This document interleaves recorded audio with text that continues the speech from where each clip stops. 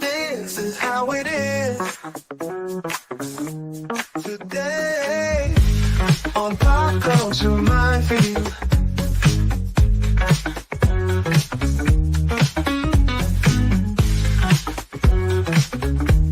This is how it is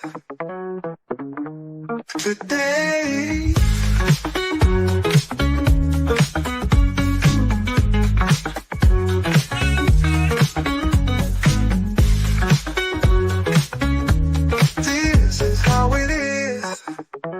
Today on Pop Culture Minefield.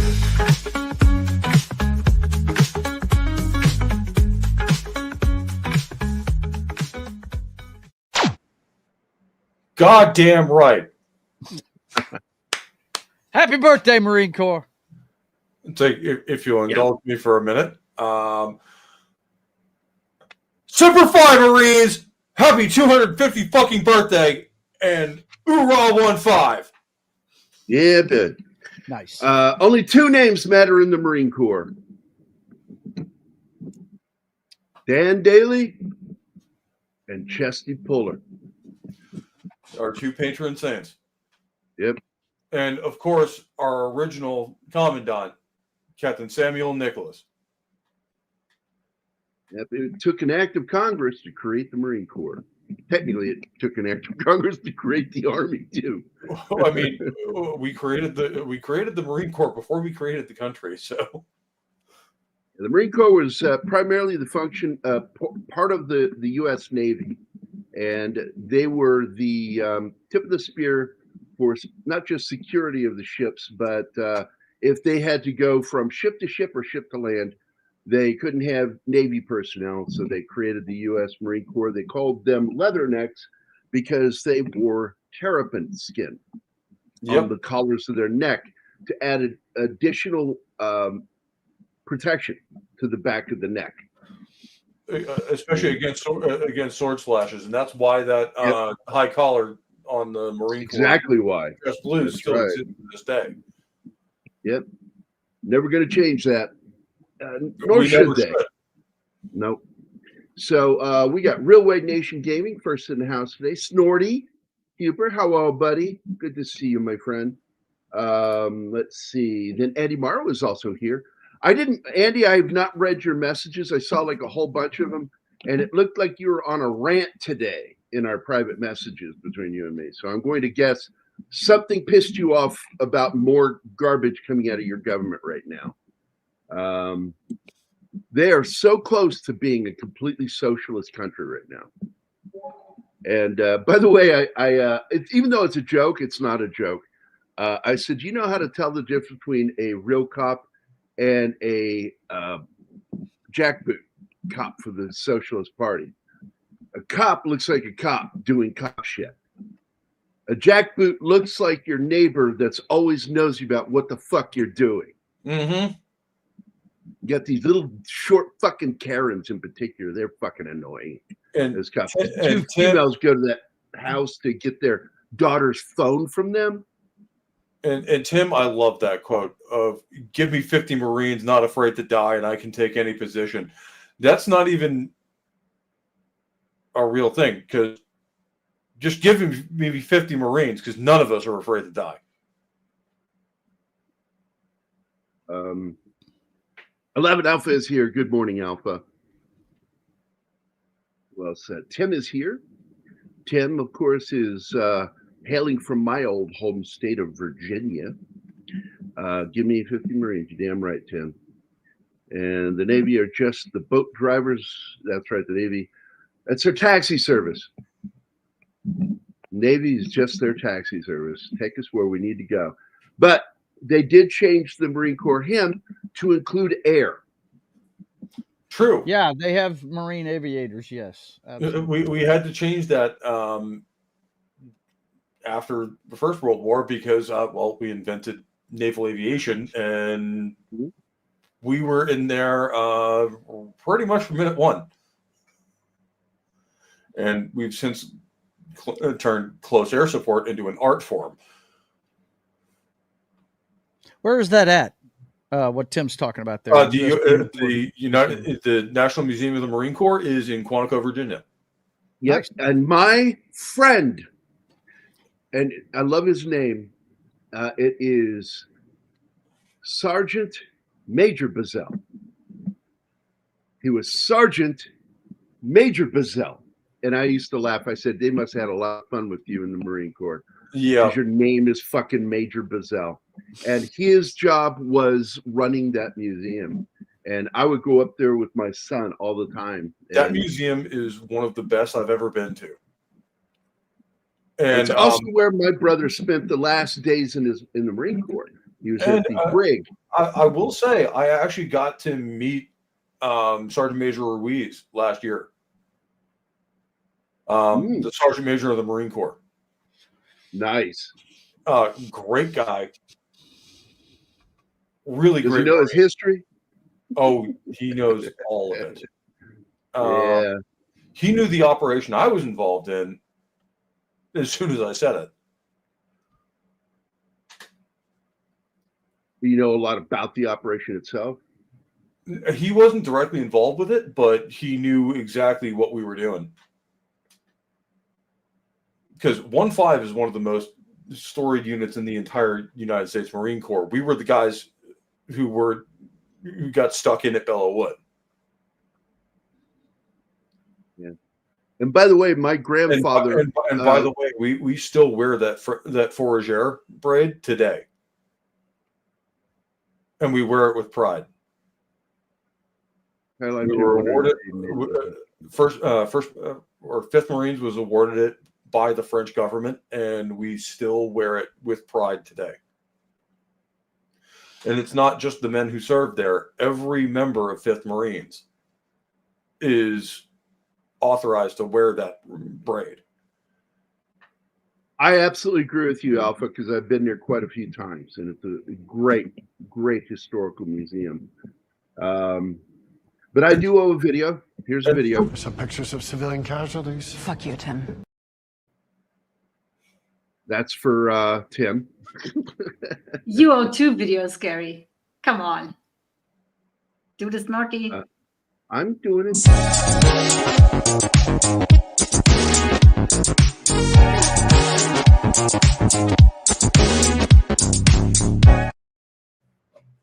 There we go. There we go. And I just think it's funny every time we get deployed, we somehow come back with a new nickname that roughly equates to demon. Yeah, devil. It's like the Army are referred to as dogs, and Marines are called devil dogs. They were called devil dogs by the Germans, the Huns, because they had never seen anything quite like that before and never wanted to see it again. I guess that's why they had a moment of relief when they found out that the U.S. Marine Corps was not going to go to Europe. They were going to the Pacific. Yeah, we were busy. Let those Japanese deal with that. We don't want that here anymore. We were busy on the other side of the world, very unfortunately for the nation of Japan. Yeah, they're terrified of Marines. They were. One of the reasons why everyone who's ever fought us has been it's terrified. so brutal. They claim to have become more brutal because of their fear of the Marine Corps. And they were told by their command that American forces would torture them, would do all these horrible things to them. And then when they were captured, they were shocked to find out that there was a ship at every battle whose primary function was to make fucking ice cream. Yep. And they were fed better by the Marines You know how than the fucking Navy. hard is we have entire ships in our fleet that their sole purpose is to provide us with luxuries. Man, And we can actually sustain that. Oh, what's this? I have both grandkids. My grandson's head start was a victim of the shutdown. It sucks, Penny. It really sucks right now because low-income people right now or no-income people are, because I can't take a regular job. I've been looking for a disabled job that I can do. and nothing's open. So I've been on assistance for this whole time, and I just went into this going, I'm going to hoard. I got a friend of mine that does streams with me 2-3 times a week that lost his government job and can't apply for another one right now because it's shut down. Everything is still shut down. Yeah. And it's there's light at the end of the tunnel, though. Apparently they've got a bipartisan deal working right now in the Senate. So I know. Well, Chuck, the last thing I saw with Chuck this morning was him storming off the Senate floor because he didn't want to hear his words thrown back at him because he knew he's full of shit what he said. Yep. And it's like they have every opportunity to do this. They're acting like they're being held hostage. Like, no, you're the hostage. You're the one that's putting the gun to people's head. Yep. I'm not going to say it was always true the last time it happened, but we've never had one in the history of this country last this long. No. Nope. This is the longest it's ever been. But my fear is that there are people out there that are as blessed as me. Right. That have children they have to take care of that are going through this. And they need to be the first ones to get their some of the states, I know Louisiana is making sure they get their SNAP benefits. See, I don't think it's a lot of money. Missouri. Yeah, our governor's doing that. Virginia as well. Governor Youngkin actually dedicated emergency funds to make sure that those benefits are still paid out to the people who need them. Good. So, I can be proud of that. Well, it's good news, Tim. I'm telling you, we got it. This should have gone. Not Massachusetts, though. They paid all their benefits to illegal immigrants and told their own citizens that they don't have any money for them. Let's talk about the Marines. Let's celebrate the Marines. The hell with all this shutdown shit. Let's talk about something good. I ain't no senator, son. When I lived in Arlington, my apartment was right across from the Iwo Jima Memorial. Oh, that's wonderful. Dude, I'm jealous of that. My favorite memorial, and I've never seen it. I've been to Washington once, and I didn't have time to see it. My favorite memorial is just nobody ever understands this, but it's the Thomas Jefferson Memorial. I fucking love that memorial. I like to spend because I lived there. Okay, I lived where he's talking about. That was my stomping ground as a child. And whenever Dad and I went to DC, and even when I went there as a young man before I went in the Army, man, I love going to that statue and that little memorial there at the end of the pond. I mean, it's just gorgeous. It's always well lit. It was designed to be well lit. Regis, how are you doing, my friend? Eastern France. And by the way, look who else is here. Stone Cold Loki. It's all optics. They screwed over federal workers. Yeah, look, dude, I'm right there with you, Stone Cold, man. And can I just say, vive la France. Vive la France. For our French friends. Technical question. Are we doing slideshow or watching the full movie without the music? Up to Martin. I leave it up to Martin. Because I can't tell what he has pulled up. Well, the link I gave last night, there is no audio. If we're doing the full movie, we should start it now. I rented it on Prime, and it had music. Oh, so we're watching the silent movie. There we go. Might as well. Yeah. It's in the public domain, right? Yes, it is.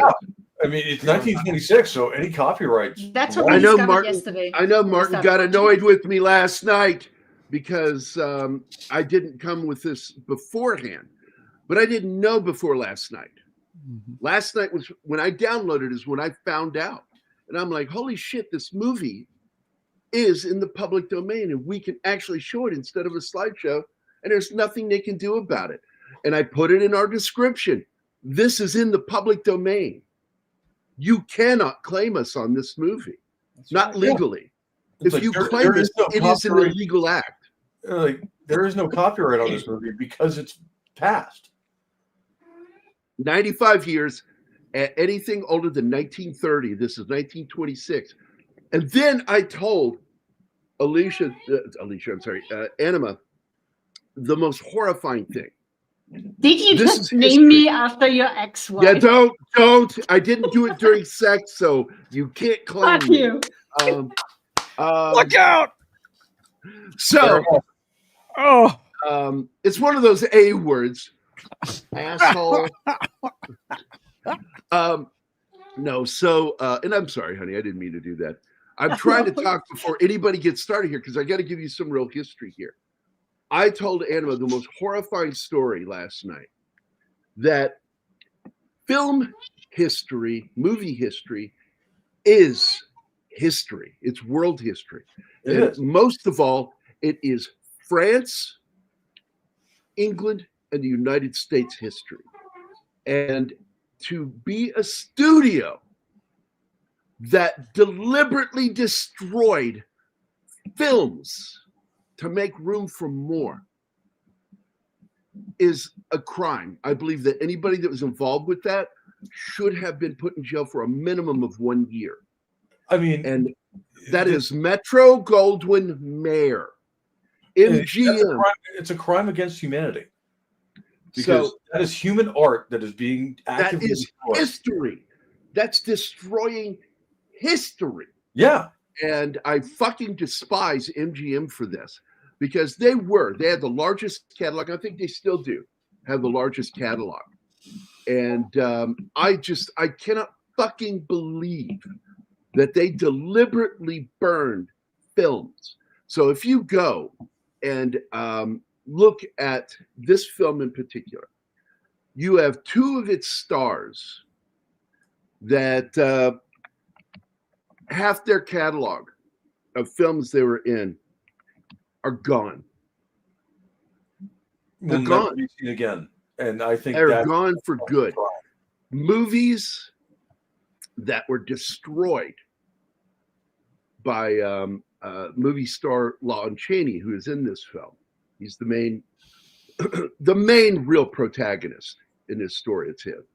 Even though this young man here is technically the star, he's not the star of this film. It's Lon Chaney. And I love this joke here about halitosis. Yeah. He has no idea this guy's a fucking Marine officer. Takes some of his Listerine. He says, yeah, you're going to need this for get rid of that halitosis. The guy throws it in the garbage. There it is. Use this for your halitosis, Pop. Your friends will never tell you. He's just a fuck up. I do love the fact that this is going into San Diego. Yes. We always dog on the guys who went to boot camp in San Diego. Yeah, that's not Paris Island, my friend. That's not the same. Paradise Island is the only way to go. We call them Hollywoods, which is really funny because I got stationed with 1-5 in Camp Pendleton.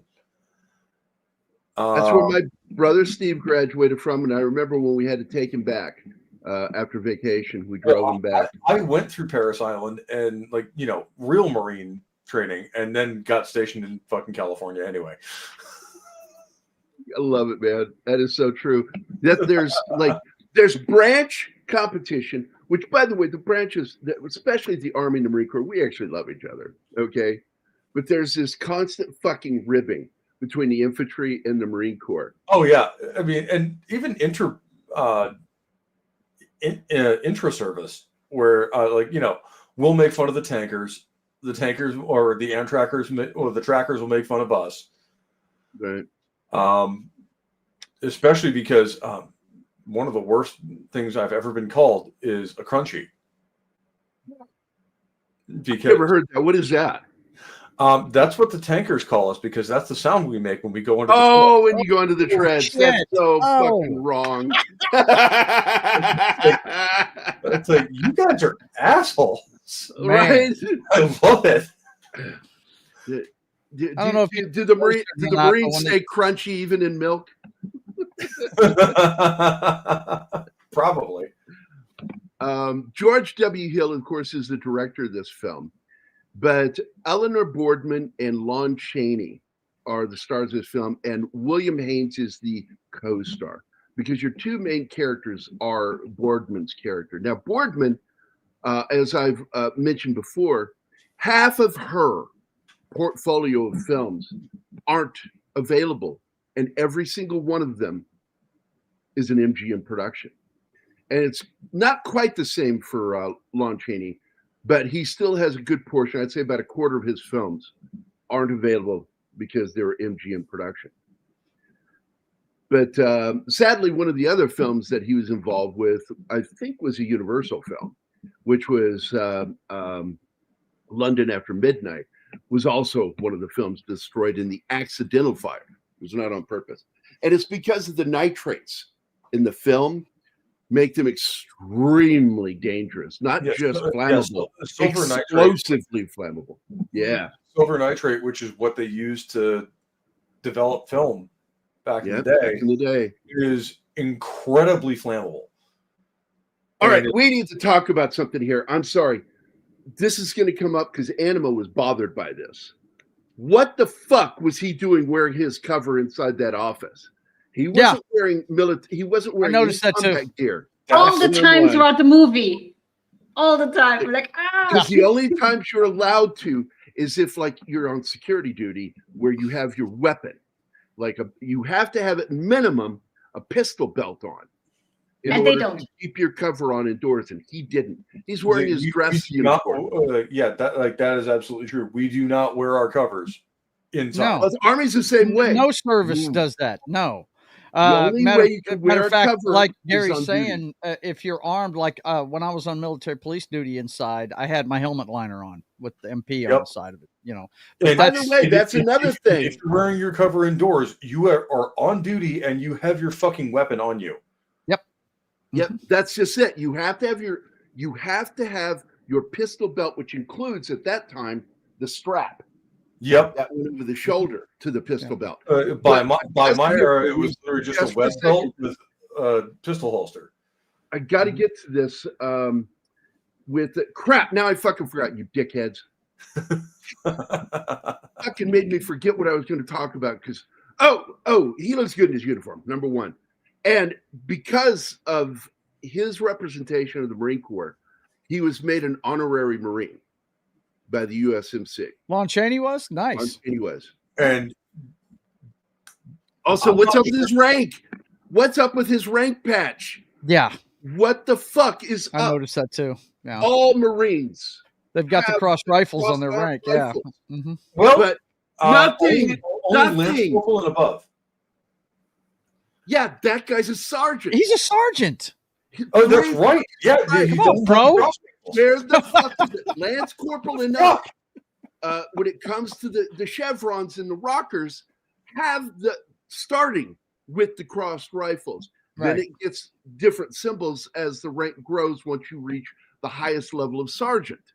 And the highest rank in the U.S. Marine Corps, as in the Army for an enlisted rank, is Sergeant Major of the Army. Only in specific roles. I mean, you have the Sergeant Major of the Marine Corps who doesn't have cross rifles. He has the eagle of an anchor and a pair of stars. The Army, he's the only one who ever gets to wear that rank. Yep, he's the Sergeant Major of the Army, or of the Marine Corps. Major of the Army of the Marine Corps. Also, I was unaware until I watched this film. My whole fucking life, I lived next to I lived near Quantico. That's where I went fishing with my dad. Okay, that's where the FBI is, and that's where the Marine base is. The museum, the USMC Marine base there at Quantico, has a jail/prison, and that is headquarters Marine Corps. By the way, where the Marine Corps is based out of. My brother Stephen he was deployed to Vietnam, served honorably, got back to the States, then decided to go AWOL. All he had to do was his job was to be a guard at the fucking Pentagon, and he couldn't do it. And he fucking went AWOL, got busted up in Philadelphia. And he thought, well, maybe we got away with this. And then he turned and looked, and there were two SPs. This is where I'm getting ready to go. SP is what I always thought, because that's Naval Police, Shore Patrol. Shore Patrol. Okay. I did not know that both the Navy and the Marine Corps have their own versions of MPs. Yep. Until this fucking movie. And I went and looked it up because he's got a fucking MP on. And I'm like, what the fuck? Yeah. Like, yeah. No, Marines have MPs. Marines have their own. I always thought law enforcement for the Marine Corps and the Army were fucking SPs. That's what I always thought since I was a kid. And Dad never corrected me.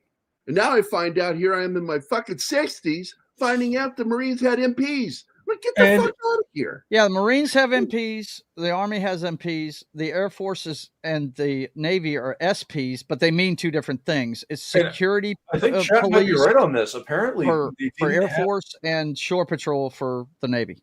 I think Chat might be right on this. Apparently, they didn't have the cross rifles until 1960. 1959. Contraire, my friend Snort, because when they deploy, suddenly his rank has the cross rifles under him. Really?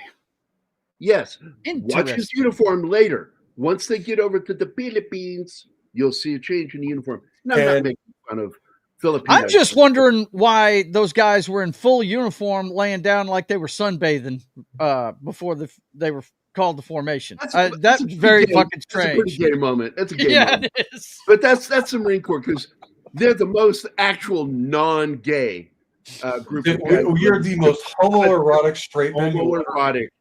Lot of nut to butt talk. Unbelievable amount of nut to butt talk. I thought it was bad in the Army. The Marine Corps is even worse with that shit. Yeah, come on now. And but I got to tell you, man. You value your sanity. Never play gay chicken with a Marine. Yeah. So here it is. He's in his.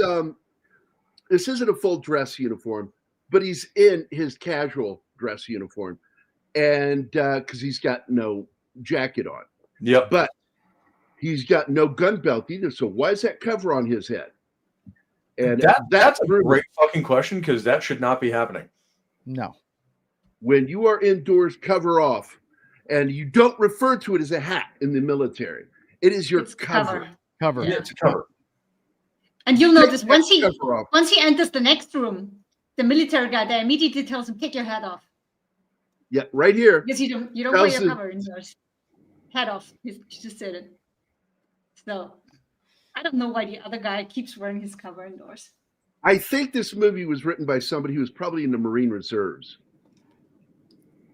Well, they did say in the opening. I served with the last 6 months of my contract. I served with 1st Battalion, 25th Marines, which is a reserve unit. And those dudes are more switched on than we were.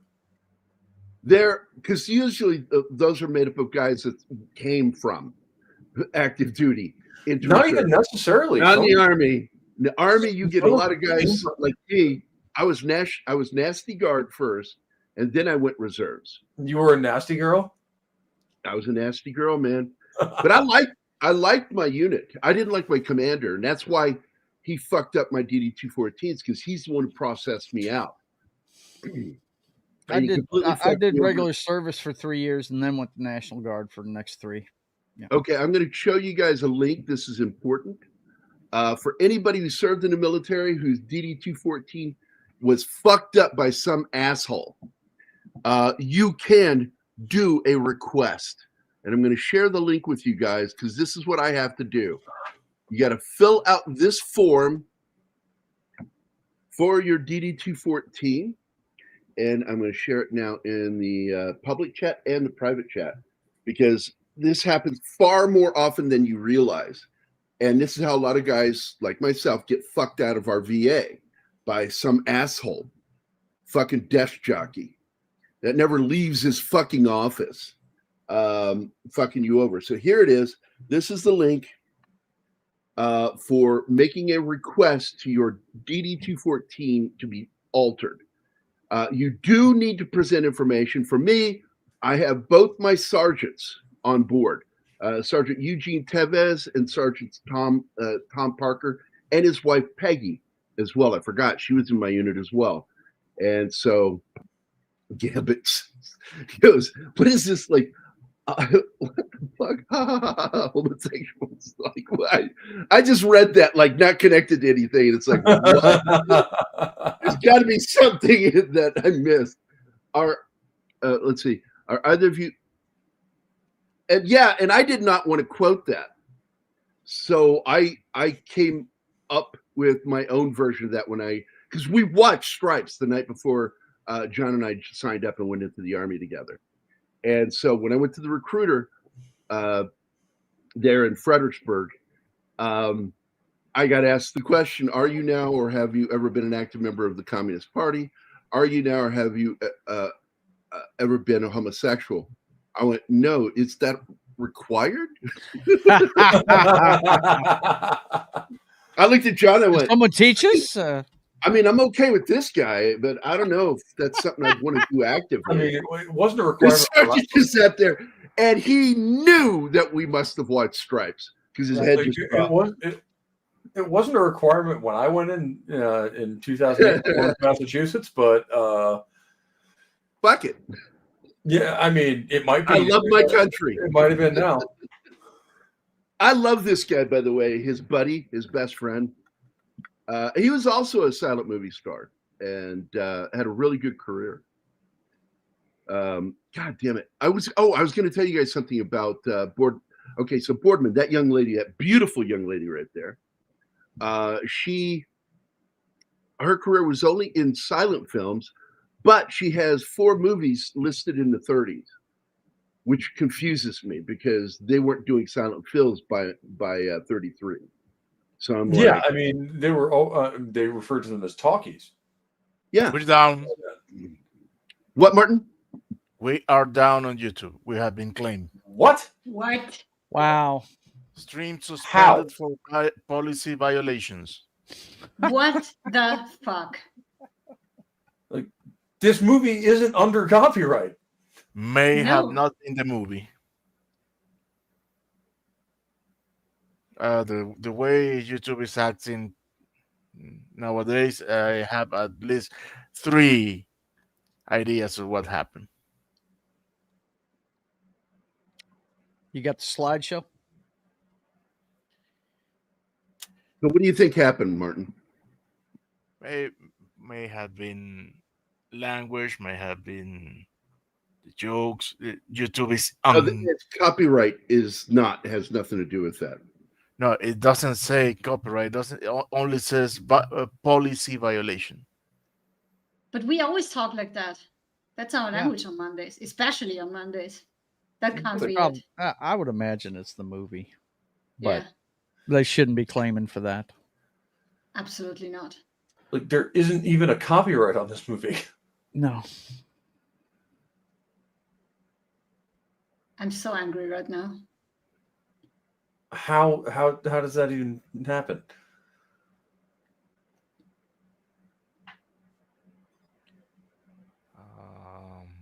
I'm gonna post the link for the stream on Rumble. Yeah, I got the same thing on the simulcast as soon as I brought up my channel. To the 3 people who are live over on Rumble, hello. This makes no sense to me because I've got no warnings. I'm in the studio right now over on YouTube. Nothing. Really? There is nothing here. That's interesting.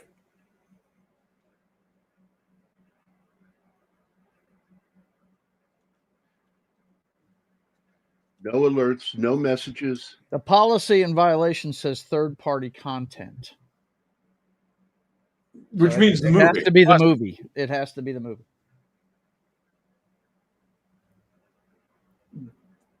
Which is complete bullshit because there's not even a copyright on this movie.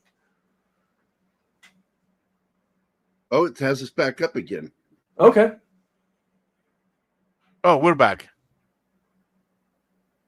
This is pissing me off. However, crap. All right, Penny, see ya. I fear that if we hit play again, no, put the slideshow on at the same minute mark. I cannot. Why can you not? Dude, I had a big accident yesterday with my computer. Anima, do you have the slideshow? No, I didn't upload it. No, never mind. Oh. All right. You don't have a slideshow. Fucking believable. Okay. No, back up. Okay. I thought you had it, and that's why you got irritated. Like, why didn't I tell you before you made it? His Can you? blew up on him. He says. No, in fact, we'll talk after the show. I'm gonna need your support this week. Okay. Yeah, I know you're starting a new job, so No, whatever you need. not. We'll talk later. So I'm just going to manually do a slideshow here.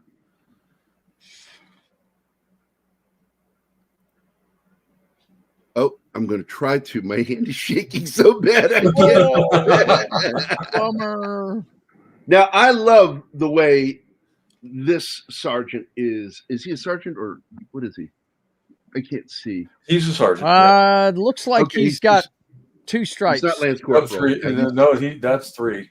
Is that Is it 3? 3? Okay. I can't tell. My So eyes he's are a really sergeant. bad. All right. I love the way they have the brim slightly upward. Because when I had my Smokey the Bear hat, I had it to look just like Mac from The Thing. I had it themed and formed to have the front up like a pony soldier. Right. Yeah. And maybe the uniforms have changed over the years. Over the years, The old pistol belt, because those aren't magazines; those are clips. no, those You are wanna actual explain. stripper clips for the 1903 Springfield.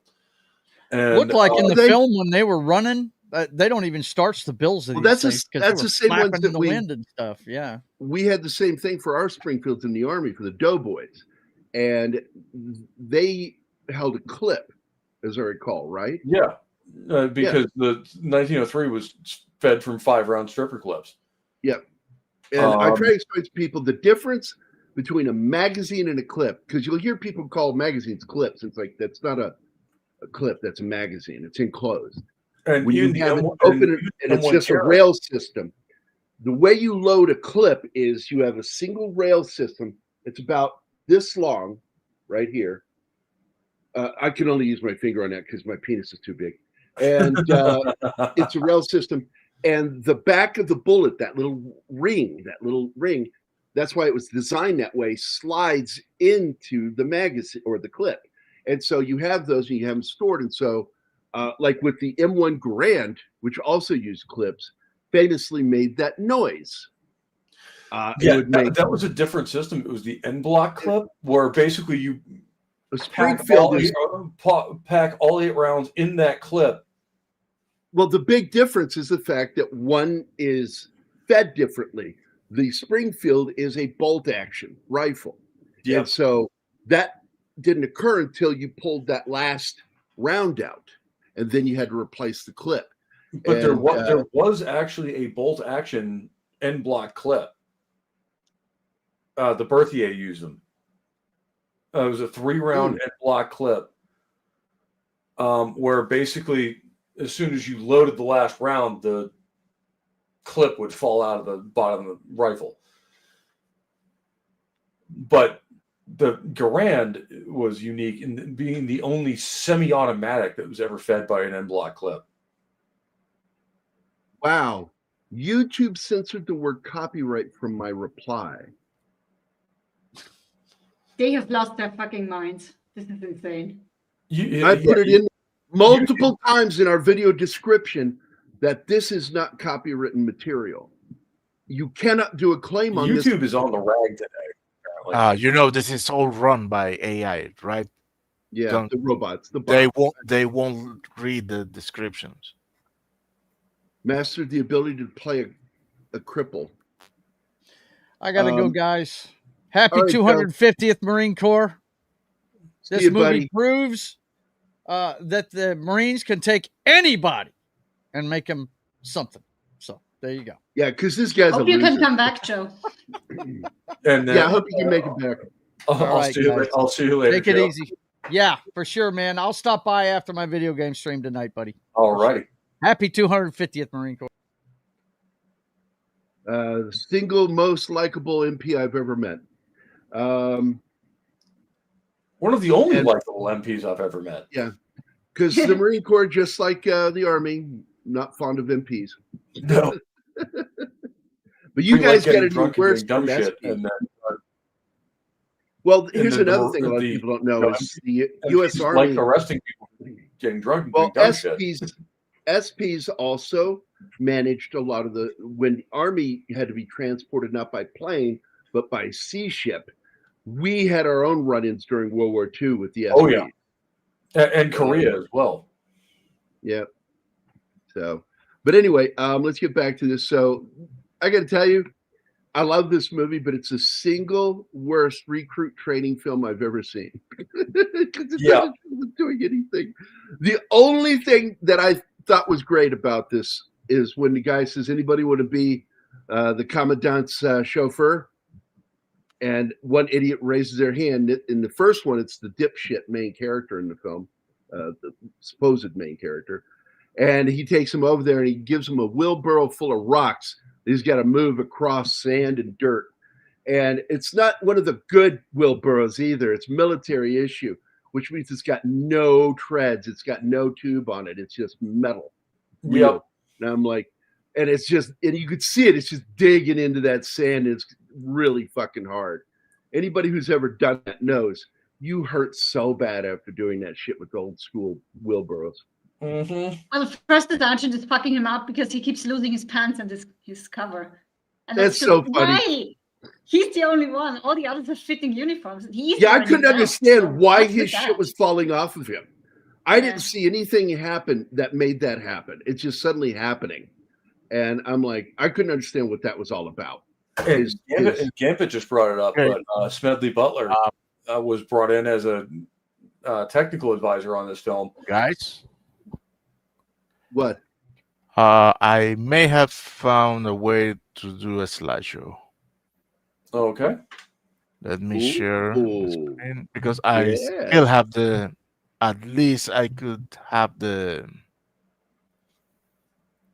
images. By the way, Anima knows who I'm doing when I do that voice. Oh. And for those of you lacking context, Smedley Butler is one of two Marines to have ever won the Medal of Honor twice and lived through both attempts. The other one, Yeah, of course, Dan Daly was on the wall in China at the International City. Yeah, the other He one, of sat on course, that wall. being Sergeant Major Dan Daly. Dan Daly got it twice. He got it for there, and then he got it for Bella Wood. No, actually, he was awarded a Silver Star for Bella Wood. He earned his second Medal of Honor in Haiti. Oh, really? Okay. Yeah. Basically, they had a unit that had a machine gun that, unfortunately, the horse that was carrying it got shot. So he had to go back into the river that they were trying to cross and recover the machine gun. And he did, and was awarded the Medal of Honor for it again. Okay, it's it is. not That optimal, was but in it's 1915. We had a drill sergeant in the Army, Drill Sergeant Merititi. He was a Polynesian man, and we just called him Drill Sergeant Titty because he also had gigantic fucking man boobs. He was like bodybuilder like that. And he called me out one time to do, and he wasn't even my platoon's drill sergeant. They would do that. They'd switch around, and we'd get him every once in a while yelling cadence. Then he'd yell for one of us to come out and do it. And he called for me to come out because I was a squad leader and do cadence. So I stepped out to the side, and I started doing Marine cadence. And you'll hear a lot of gobbledygook from Marines. This is where our Army joke comes from, that they don't even know how to count during cadence. It's like, you'll hear this on old recordings. Iole,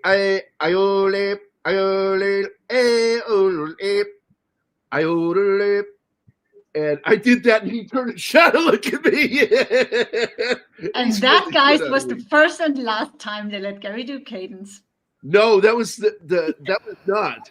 The next one was the last time they let me do cadence. because I took a Second thought. beloved airborne cadence, and I turned it into. We were running, and we were doing Airborne Ranger, and Airborne Ranger has this line: "I want to be a ranger," and I changed it to Airborne Plumber because of my buddy. That also, ironically, was called Cowboy, and I've shown pictures of this guy. And I'm like, you can't call me Joker, this guy Gomer Pyle, and that guy Cowboy, and not understand you have just breached a copyright. You can't do it. When I write this story later, I can't have that nickname. It's already been used. And so they started calling me Captain America for a while because I was tall and beefy in my uniform. Oh, look at that sailor now. That's gay. You see that sailor? Look at him. That was gay. Oh, come on, Anima. Who am I doing? Oh. I forgot. I'm sorry. That's Keith Morrison from Dateline. He looks like he's so turned on by the horrible information his guest is telling him. Oh, I bet that was scary. And I love that Bill Hader does the best fucking spot on impression of him. And 11 Alpha is absolutely correct. Where at the time, officers were not awarded the Medal of Honor. Like, that was a very rare occurrence. I mean, even more rare than earning a Medal of Honor in general. I didn't know that. That's interesting. And Dan Daly was the one, basically, they had to change the rules around how you were awarded the Medal of Honor, so he couldn't be awarded a third one for Belleau Wood. That's why he got the Navy Cross for Belleau Wood instead. Well, he's one of the most decorated Marines. Not the most. But he's one of the most decorated Marines. We can talk about Chesty Puller, the most decorated Marine of all time. The most decorated. Another guy that I used to think was a Marine, actually I found out later was a guy looked like the Incredible Hulk in real life, his face. He looked like Jack Kirby created him, you know. And I always thought he was a Marine, but then I found out later, no, he was in the Pacific Theater, but he was also in the European Theater, and he was Army. And I can't think of his name right now. Great actor. Great fucking actor. Oh, Neville. Oh, man, his last name's not coming to me. Neville is the actor's name. And he was also one of the most decorated from World War II, but not the. Audie Murphy had the honor, I think, for the Army at the time. Yeah, Audie Murphy is the most decorated soldier in the history of the United States Army. And Chesty Puller is that for the Marine Corps. And all you had to do was murder 200 German soldiers with a unlawful machine gun to be used on personnel. That's all you had to do. That's over 200 awarded honor crimes of war to every round that hit a German was a fucking war crime. Yeah, nobody called them on it.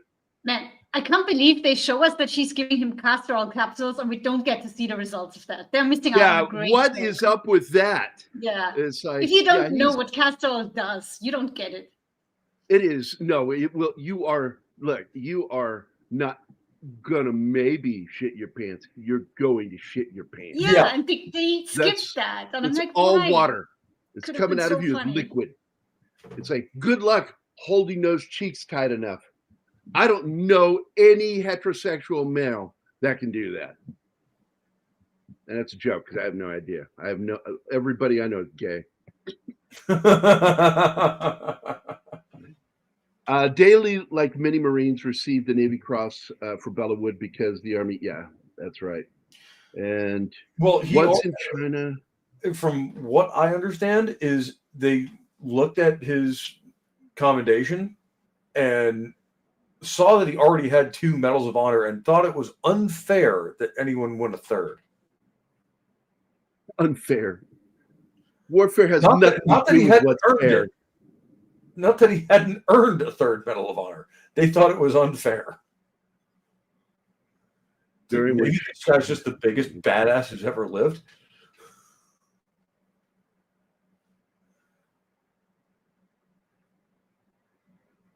Yeah, that's back when the U.S. A lot of people don't know this. We were actually allies with Japan, Mm-hmm. and our problem wasn't with the Chinese. I'm sorry, our problem was with the Chinese. It was with the Boxers. It's sort of like people don't know that they thought we were at war with the Philippines. I'm like, no, we were at war with the Maros. Yeah. And people don't understand, because after 9/11, people got a little sheepish talking about how long we've been at war with Islam. Not Muslims, Islamists. We have been at war with Islamists since Tripoli. I was going to say, do we want to talk about that? Because that's part of our hymn. Do you know there's no movie about Tripoli? No, there isn't. And that's a fucking shame. It's like there's no real war movie about the writing of the national anthem. I'm like, are you there's a short movie. There's no fucking movie about two of the single most important events of the formation of this fucking country. And especially our military. I mean, the Tripoli War, the Barbary Wars were why the United States Navy was created. They believed, a lot of people, that's why they don't want to hear about this, is because the leadership of the Barbary Kingdom was that due to Islamic law, they had every right to do what they were doing. Yeah, and then we disabused of that notion at the end of USS Constitution's cannons. It's also the first incursion of U.S. forces on foreign ground. It was the first. It was also the first time an American flag was ever raised over foreign territory. That's right. And we went there with a handful of Marines, and what did those Marines do? First Lieutenant Presley O'Bannon and 8 Marines stormed an entire fortress and took the whole thing. But what did they do? A lot of people don't know this part of their history with the Marine Corps, is that anybody they ran into that was of military age, combat age, the Marines said, you are now belong to the U.S. Marine Corps. And they're like, what? I'm a farmer. I'm a simple farmer. No, you belong to us now. And they grabbed farmers, goat herders, and turned them into their fucking front line. And the Marines were fucking a whole bunch of mercenaries too, of Greek mercenaries, no less. Greek mercenaries, that's right. Where most of our time was spent making sure those two didn't kill each other. It's phenomenal, man. How that has never been turned into a movie blows my fucking mind. It would be the best comedy ever written. And it's the first time where you saw conflict over warfare involving the Senate floor and the standing president of the United States, or sitting president. And president at that time was, of course, Thomas Jefferson. And he's the one who gave... Famously not a fan of paying tribute to anyone. Yep. And he was so pissed because all the people that were behind this now were against what was going on in Tripoli, and it demanded that our Marines be brought back Fort Witt. And it's embarrassing how in our history of warfare, it's almost always the Senate that ends up being the villains. Well, yeah, because we were completely justified in doing what we did. Yeah, we did. That was our property. Our ships are our territory. No matter where they are in that ocean, if you touch that ship, you are invading U.S. territory. Although one of my favorite stories about the Marine Corps comes from that war. This would be the raid on USS Philadelphia, or the former USS Philadelphia, that had run aground in Tripoli Harbor and was now being used as a stationary gun battery by Tripoli. And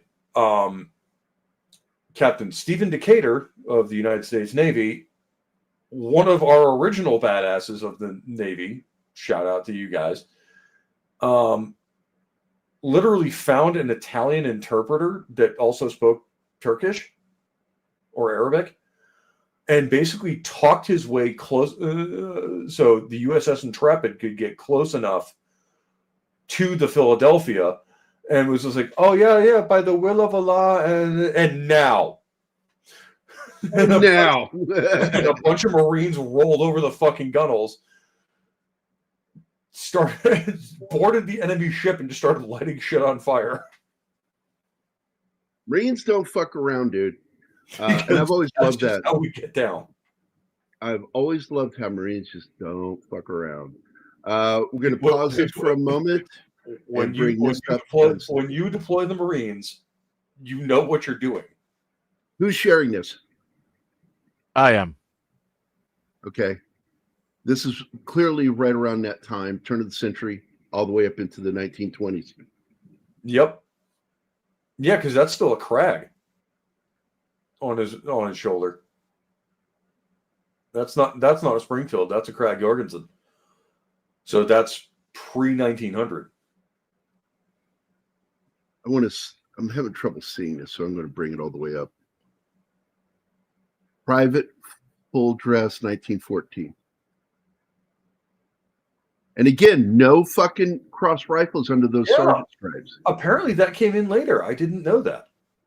Well, they do show it in the film. When they're deployed, yeah. That's weird. Because then they show it later. Let me see if I can find it here. I'll bring us back up. Although I'm going to thump my chest a little bit with that middle picture of apparently that guy is a sergeant from the 5th Marine Regiment, which is my regiment. So, Oorah 1-5. Oorah.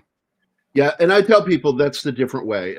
Marines don't know how to pronounce H's, so they go Oorah. U.S. Army is hoorah, which once you become permanent party, nobody does it anymore. I think because it's kind of gay. I think it's hilarious because it's the only time I'm from Massachusetts. We don't pronounce ours. Oorah is the only time you will see us pronounce the letter R. That's fucking great. Okay, or should I say the letter A? Get back to the slideshow here. Because once they get deployed, I noticed immediately that the sergeant now has cross rifles under his stripes. So I'm wondering if maybe in World War I period that they were included, but only when you're deployed. I don't know. That might have been like until you're deployed, you don't get the cross rifles, like almost like a combat patch is now. No, it's Lon Chaney's character, dude. Yeah, no, but I'm saying like it might have been at the time. You don't get the cross rifles until you deploy, almost like the combat patch is today in the U.S. Army. Well, see, that's what I'm thinking because when you're now deployed, your patch goes on your right arm, and then when you see a patch on the left arm, that's who they're deploying with, and and that's definitely you see that show some respect when you see a second patch on unit patch that's on that left shoulder. I didn't know we ever did. Like you're a Marine, and that's all you need to know. Yep. Grunt. Is that the end of the slideshow, Martin? No. So the way he's stalking her is so creepy. I'm having problems with my computer. Yeah, don't worry. Don't have to explain yourself. I was just asking, man. Don't need to explain. All right, explain yourself, mister.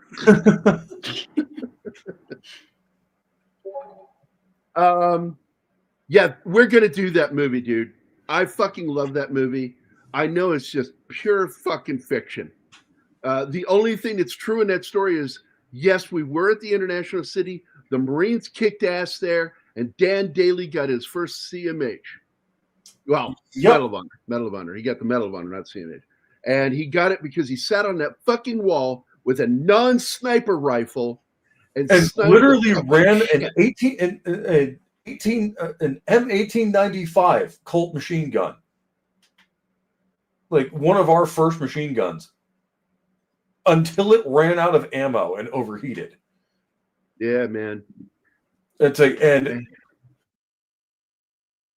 and by the way, when the rest of the detachment came back, They thought he was dead. Well, yeah. Because You machine would gun think had he would stopped be firing. alive. Yep. Well, But because I want machine to gun point had out stopped something firing. about Dan Daly real quick that I've brought up numerous times, and Dale Dye, my boss, corrected me. Or didn't correct me. He said I was correct when I said that people have him saying that line wrong, and they're using it wrong every time they use it. Do you want to live forever? That is the way he says it, tells the Marine Corps, you're going to die here. Yep. Well, I mean, that's what he meant by what he said. He jumped out of the trench, started fucking advancing, and yelled back to his boys, "Come on, you sons of bitches, do you want to live forever?" It doesn't mean, do you want to die? It means you're never going to be forgotten for this. It's like, you will be remembered forever for what you're about to do. And keep in mind, he's a gunnery sergeant at that point, so most of the privates are probably like, well, Gunny's going. Guess we gotta. 24 December 1926, Daly stated that the event was attended by the Commandant of the Marine Corps, along with officers from the military branches. That's cool. Yeah. And I got to tell you, Lon Chaney never served a day in his life, but again, he was, for this movie and his performance as the sergeant, he was given an honorary membership in the Marine Corps. Yep. And that is a honor that we do not bestow lightly. Nope. But this was the first time the Marines had really been, shown doing Marine shit. There's only a couple of honorary Marines in the entire history of the Corps. Because this emblem means something. Absolutely. And I disagree, Gambit. You have to earn it. He is fucking stalking her. It really is kind of creepy, but I got to tell you something. Grabbing her Man. all the time. Hollywood, you're not wrong. Ironically, with two Lon Chaneys involved, did stories about guys that you're supposed to think they're flirting, but no, that's pretty skeevy what you're doing, without even knowing. See, he doesn't have the crossed weapons yet. It's not until they leave, and he gets those crossed rifles under his chevrons. And people go, like, what are those called? Chevrons are the upward ones in the American services. They're upward. Yep. Early on, they were downward. Chevrons are up, rockers are down. Except for early on, they did have cavalry had ranks that pointed down where the chevrons pointed down. But in the United States military, actually before until the Civil War, basically, the chevrons were actually pointing the other way. Yeah, the downward. We did it in the British fashion of the chevrons pointed down. Because will always be our cousins. We are so closely related to them. Just like with the branches of the military, we kind of shit on each other. And I laugh at the fact that they created certain words and can't fucking say them correctly. I'll just say it. I'm half English, and I will love. Curious, which half? I die, but I will never be anything other than American. Which half, Pope? My dad's half. Oh, your dad's half. Not you. I thought you meant you were half. So your dad that was half. Well, my father's family came over here in 1640. Okay, so then the question remains: which half of you is? He's not getting the joke, Gary. Not getting the joke. Fucking Marines not having. Clearly not the one that has teeth. Yeah, I love that movie.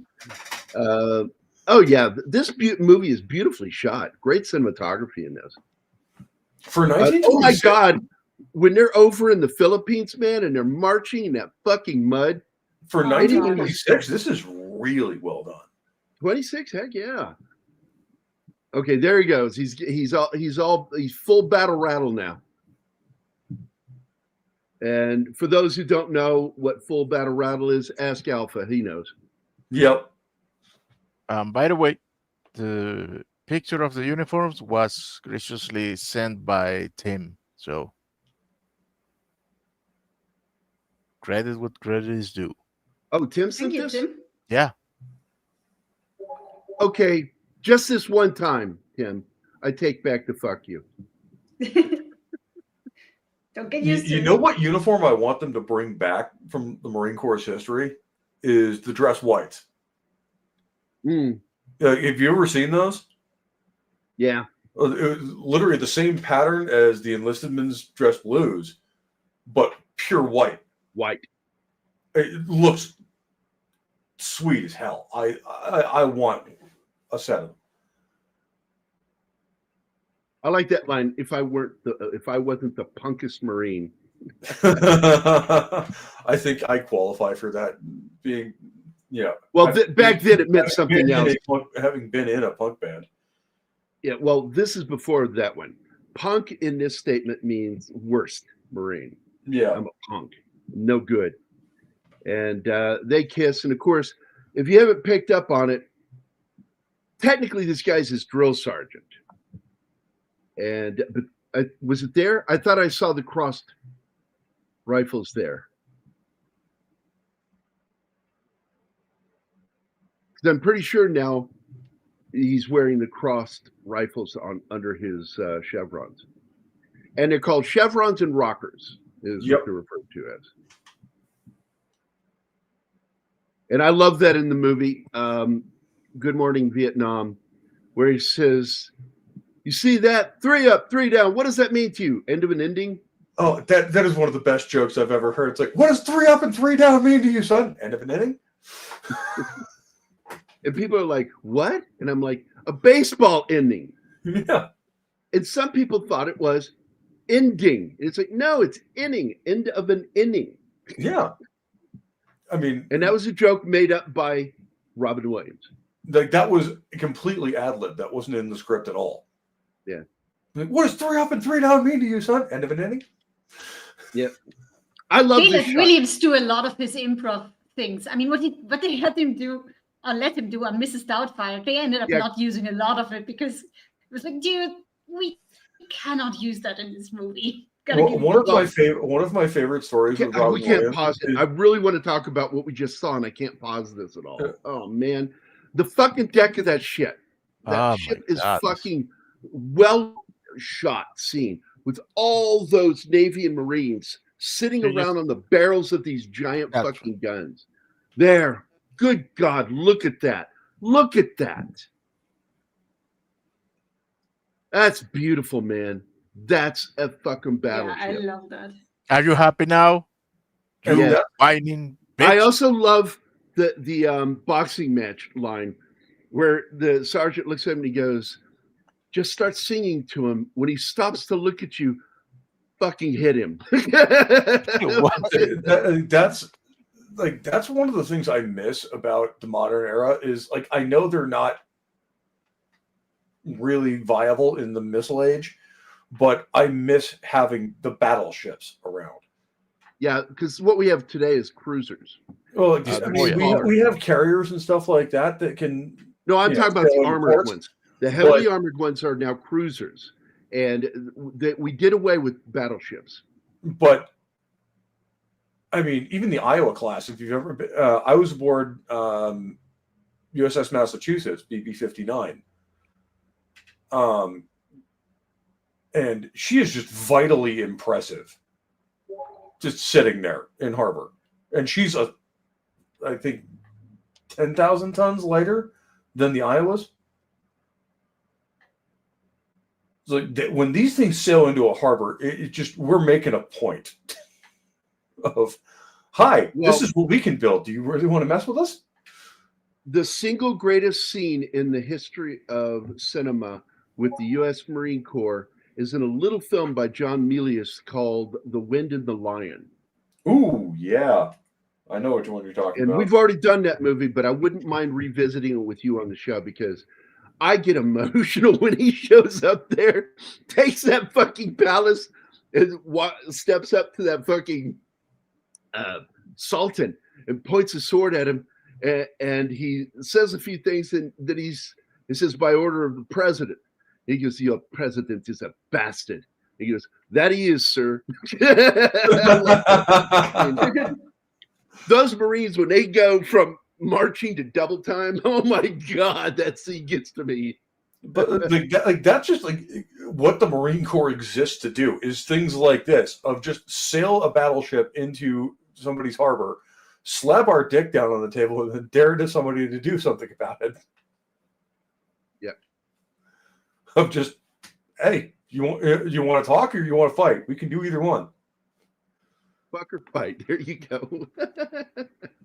Well, he does not want to fight once he finds out that his opponent is a heavyweight champion. He tries to get out of that ring, and that was he so tries fun. to get out of the ring. He deserves everything he gets in this movie. They just throw him back in, and he gets his ass. I love that, so. especially because I've actually had that as a hockey player at one point of just like a guy pulled me out of the lineup and then tried to back off when he realized who I was. And he's like, I'm like, no, you. It's like, you asked for this, so enjoy what you're about to get. What's this? U.S. Military Forum Index. I can't click on that because I'm a manager. So the Wind and the Lion, of course, with Sean Connery. I've seen the movie and I love his performance as the ancient sheik. Fazuli is his name. I like that. I love that movie so much. I remember Connery's character's name, Sheikh Fazuli. Yeah, the chevron with cross rifles may have been an early gunnery sergeant insignia, but that would have the rifles and the bursting shell. All I know is once you see him in his deployed uniform, he now has a cross something below his chevrons. So that may have been at the time signature that you'd been deployed before we had the combat action ribbon. Very much so. I'm going to probably lay odds you're correct on that. Because I knew after World War II, it was a standard part of the Marine uniform. Of once you achieve the rank of Lance Corporal, you have cross rifles under your chevrons, and will be forevermore until you get busted down again. Right. One of the funniest things I think I've ever seen was this guy documented his entire history of rank on the back of his window in his car. So he's like, promotion up to corporal, private, back up to corporal. It's like PFC. Okay, this guy's gotten busted down a couple of times. Yeah, I love shit like that, man. Guys who should be much higher ranked, but because they're good warriors, but they are terrible soldiers. Yeah. And that's one of those, I won't trust a Marine in combat unless he's got at least one NJP under his belt.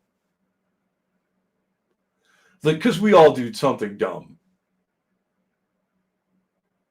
Like, mine was really early on in my career, and I lucked out because I only got dock pay.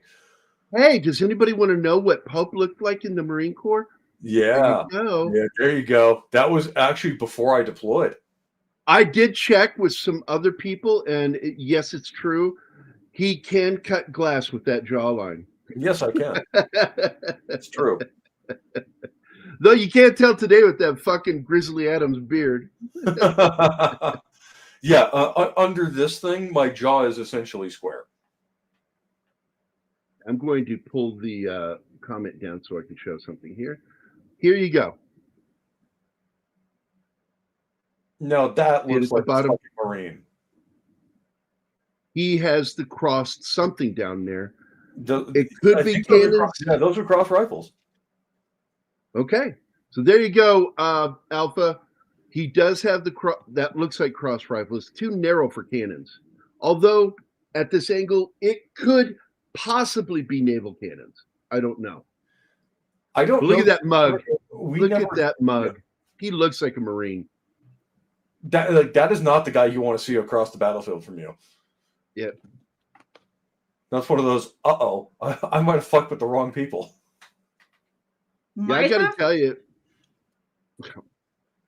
Lon Chaney is handsome, but handsome like the way somebody has a partially finished sculpture of a man's face made out of stone, where it's like, it looks like he could be handsome, but it also looks terrifying.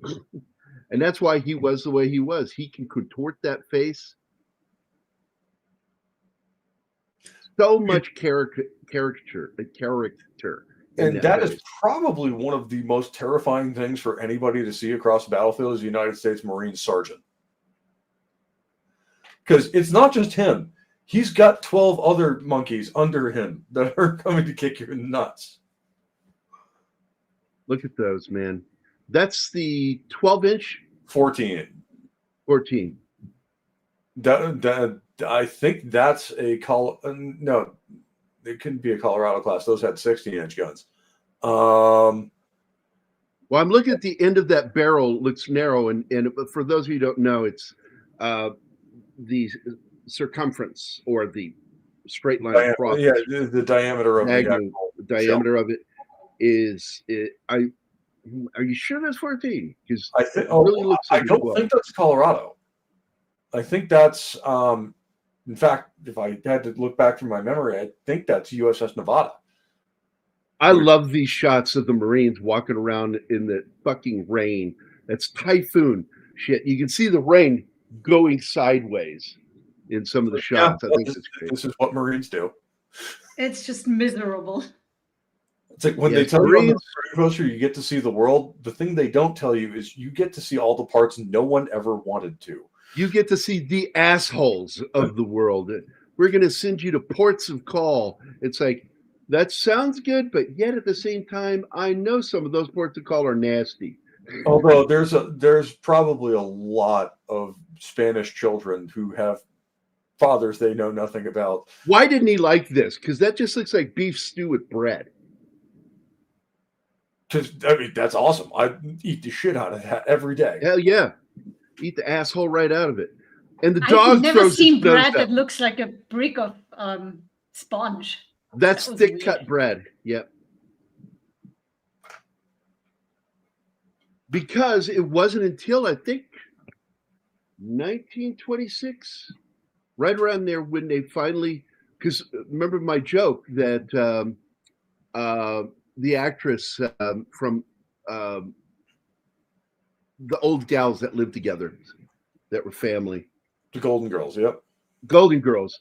Betty White. Betty White was older than sliced bread because she was born the year before Wonder issued the first sliced bread. Yeah. And that's so you had to slice the bread yourself. And especially because with the Marine Corps, they're probably either Navy or Marine Corps cooks. And I don't know, was there a MOS in the Marine Corps for cook? Yes, in fact, There is. at Chosen, we put our Reservoir, cooks yeah. on the fucking line. They Well, had of to course, drop right. they had to stop cooking and That woman is not Filipino. and prove to the Chinese that every Marine is in fact a rifleman. Dude, that gives the word line cook a whole new meaning. Yep. Look at her. That is not a Filipino That is not a woman. Filipino woman. Clearly not, no. One, Filipino women are really tiny. And also, they look Asian. Also, there's another actor in this movie who is white, playing an Asian, a well-known actor. Do you guys know who it is? Anybody No, I want know to take because that? you told me yesterday. It's the Chinese bandit chief that wears the big fur war hat Oh yeah, on shit. the enemy side. He is the famous Warner Oland, who became the most beloved and well-known version of Charlie Chan. And he never really did. The other actor did eye makeup to make him look Asian. Even though he's not Asian, he had heavy eyelids that made him look Asian when he was actually European. In fact, he's Eastern European. Her portrayal of a Filipino woman is right up there with John Wayne playing Genghis Khan. Yet I want you to listen to this name and try to guess what she is.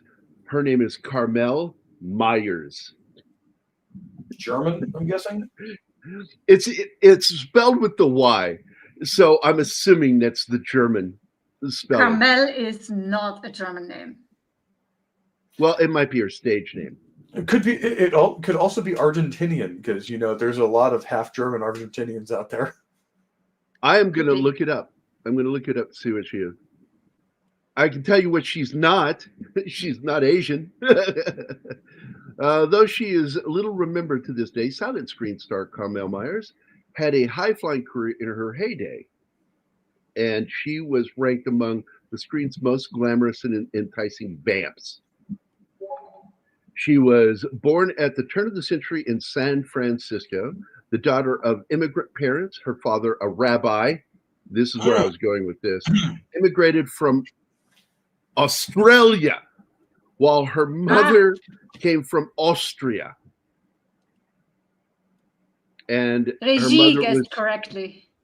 And because her mother is Jewish, that made her full on Jewish, but her father was also a rabbi. So Australian, I know, like this is one of those moments for you guys where you can have a little fun because her parents were from both Australia and Austria. So have some fun with that, Tim. People from Austria are well known for starting problems that they never end. They're also known for shipping their problems out of their country. Yeah. Nothing? Again. Not going to say anything, Again. Anima? Fuck you. There you go. Hey, we don't want to deal with this, so we're going to give it to Germany. Like, hey, I'm not the one who started both world wars and then let Germany take all the blame. Oh. Now I will say you're right on World War I, but Germany deserves World War II. World War II as well. Guess where Mustache Man came from? Oh, I know, Austria. All right, Pope's really digging into you, Anima. I'm this close to leaving. Don't Do a leave. show without me.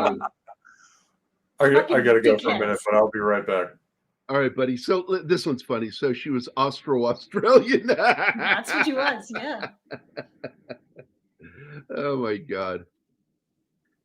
Yeah, that look on his face, and he gets the kid out of trouble because what he doesn't know is she's setting him up to get mugged, probably killed too. And so the sergeant shows up along with his best friend. They all fight him. They get out of there, and he realizes how much he fucked up, and he does before she tries to force herself on him, and because he realizes I love her too much, I can't do this, and fuck, man, he turns to shake the sergeant's hand. You were right, he says to him. And the sergeant looks at him, looks at that hand, looks back at him, and fucking decks him. And I'm like, that's what he earned. He earned that. But yeah, she's forcing herself on him. He throws her across the room to get her off him. Yeah, because he doesn't know there are people waiting outside to come in. Well, this guy, yelling. Her husband, I assume.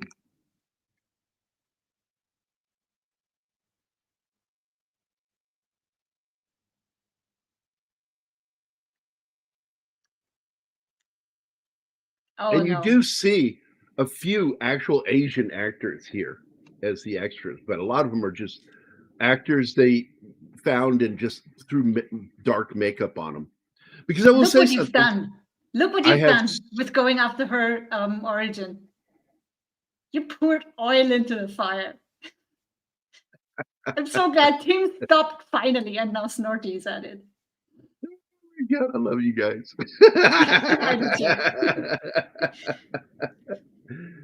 Yeah. Austria. Good eye, mate. Yeah. Now this shit is going to start again. Great.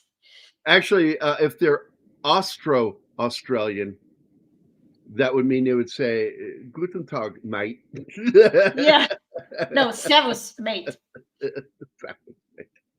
Speaking of WW1, it started in 1914 and ended in 1918. The total number of military and civilian casualties in World War I was about 40 million. Estimates range from around 15 to 22 million deaths.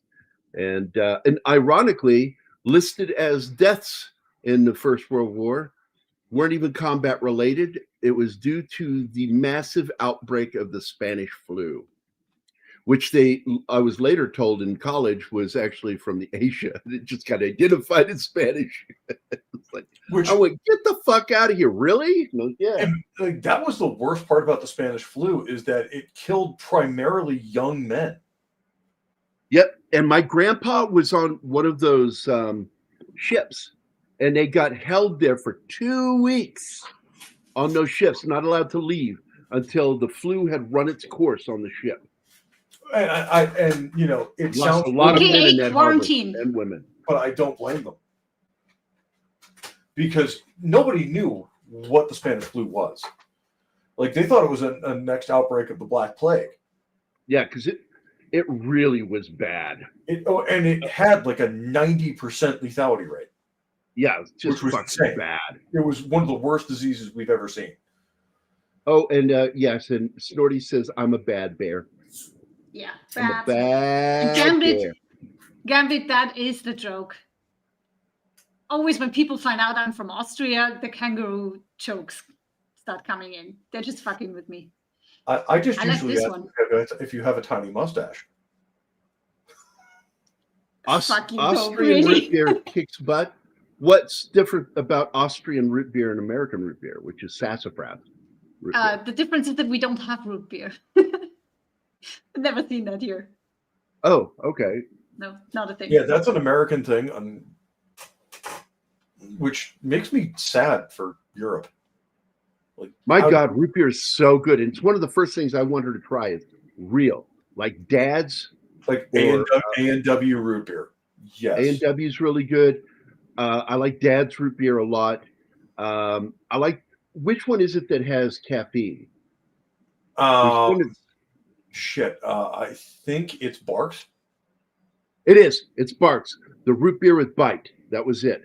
And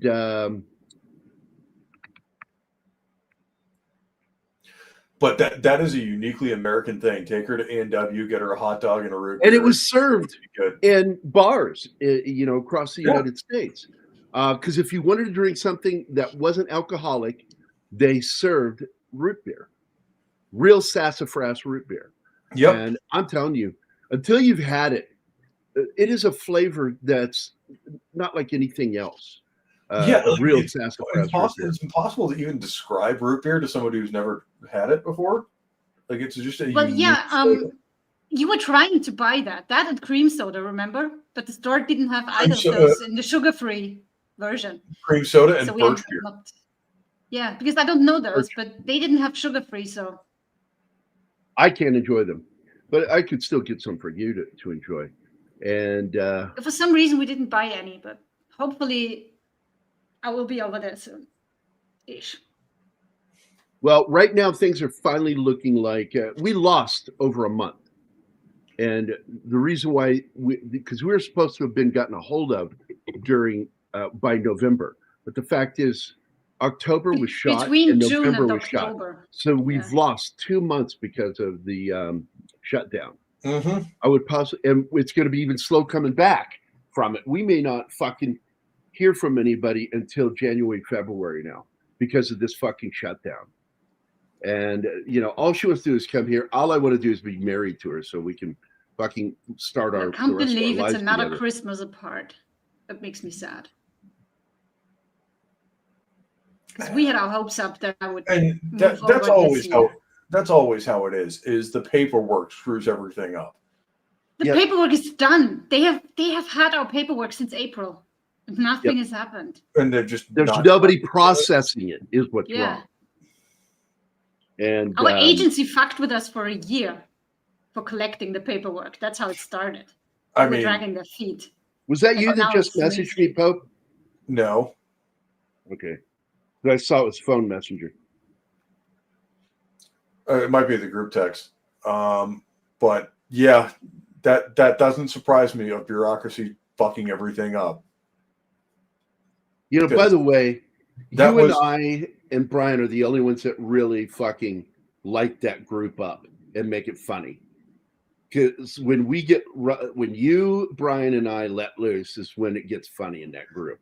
And I will say Big Bad Wolf and Disciple of Rock are also excellent memers. Yeah, I like Wolf. We've become friends, and we shared each other's phone numbers so we can talk. He's a good. I like that dude. Is he a veteran?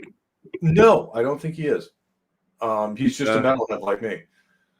Yeah, I like him. He's a good dude. He's a really good dude.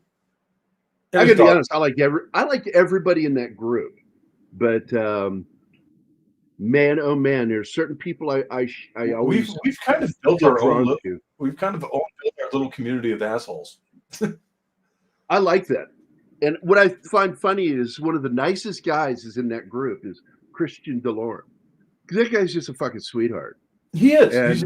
But he likes being around assholes. And so we are genuinely good people who like being dicks to each other. Yeah. Hey, you remember that time when you weren't gay? Me either. I just thought of that as something funny to say to you. That is one of those things of just, we are absolutely relentless on each other, but it's so therapeutic of just not having to be politically correct around anyone. Yeah, because nothing makes me more uncomfortable than somebody that acts like that. It's like when that female came into our private group and I kicked her out because she started to try to call me out on something. And I'm like, that's interesting. Well, thanks. And then I banned her. I'm like, yeah, I'm not going to interact with shitheads that think that they're the fucking word police.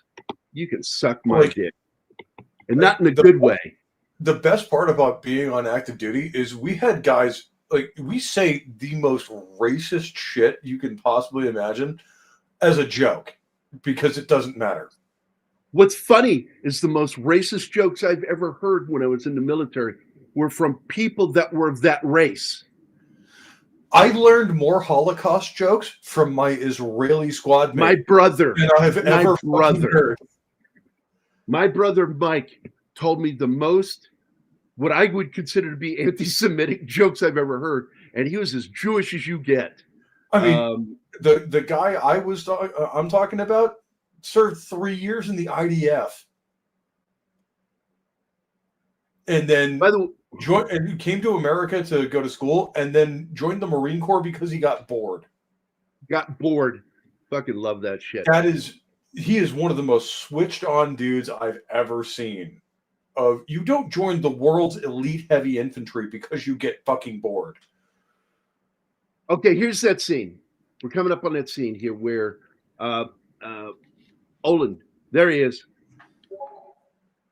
He kind of got typecast playing Asians, and he's not Asian. What, buddy? What's up? If you wanted me to post this at this point. Oh yes, this is Olin. So this is the actor who would go on to be the most popular version of Charlie Chan, and so far that's all I've shown to anime or his films. 2 of them. I'm a big fan of Charlie Chan, man. I love those books. Like, I'm still going through a lot of the early Charlie Chan stuff, and my God, is it underrated? Well, here's what pisses me off. Because now the racist Hollywood people go, well, we can't make any more because we had white guys that played him. I said, yeah, but now you can have actual Chinese actors play him. No, you can have. Well, that can't make the other part go away. Well, wait a minute, because the first two Charlie Chan actors were Chinese. So that matters for nothing. That matters for naught. And Hollywood. Also, head up its ass. You have guys on social media like Stephen He. He would absolutely be a great Charlie Chan. Oh my God. Who? The guy who said emotional damage. Oh, that guy cracks me up. Yeah. He would absolutely be a great Charlie Chan. Charlie Chan needs to be 40 years old and slightly overweight. Yeah. Because he's a dad. He's now dad bod, Charlie Chan, because he's got a lot of kids, and he has to keep, and he numbers them. Well, And I love that about him. I mean, almost 40 years Should I old, let slightly you run? overweight. Should I start auditioning? Yeah. If you identify as Asian. Hey, I identify as Asian is all you got to say. Exactly. The only thing that marks me out as not being Asian is, well, the blue eyes and also the fact that I can grow a beard. By the way, my son, Benjamin, converted to Judaism. And I remember when he was doing it, and the day he became Jewish, I said, I'm just going to let you know, if you did this because of the show Seinfeld, you don't own the jokes because now you're Jewish. It doesn't work that way. Oh, also, I would like to point out that I wore this shirt to church yesterday. What's he wearing? Bat horn. No, Battery. Battery. Okay. I didn't even realize it. I Nah. just walked in and just sat down. And the back is literally a pentagram. That's like showing up to the International Church of Satan with a drawing of or artwork of Archangel Michael with his foot on Satan's head. Yeah. The serpent's head. Same difference. I might have fucked up just a little.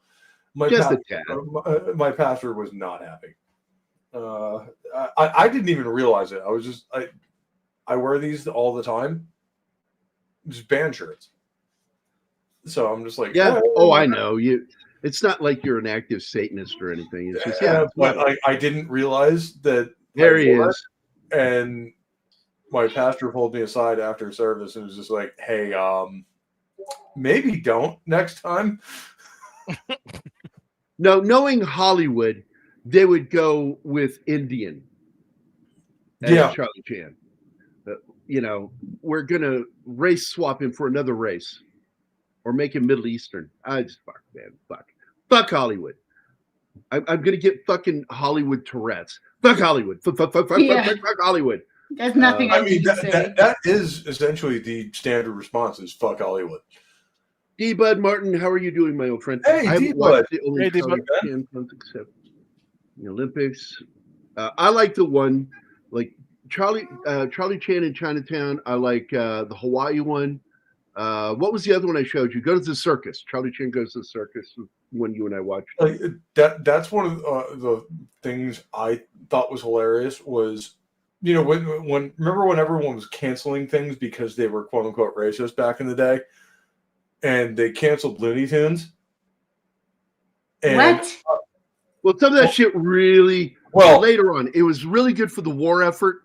That's what I'm getting to. Is like, I grew up with Looney Tunes. And I'm like, that's not racist. And then I saw some of the ones I remembered some of the ones from the war years, especially some of the ones that feature the Japanese. And it's just like, yeah, okay, you might have a point.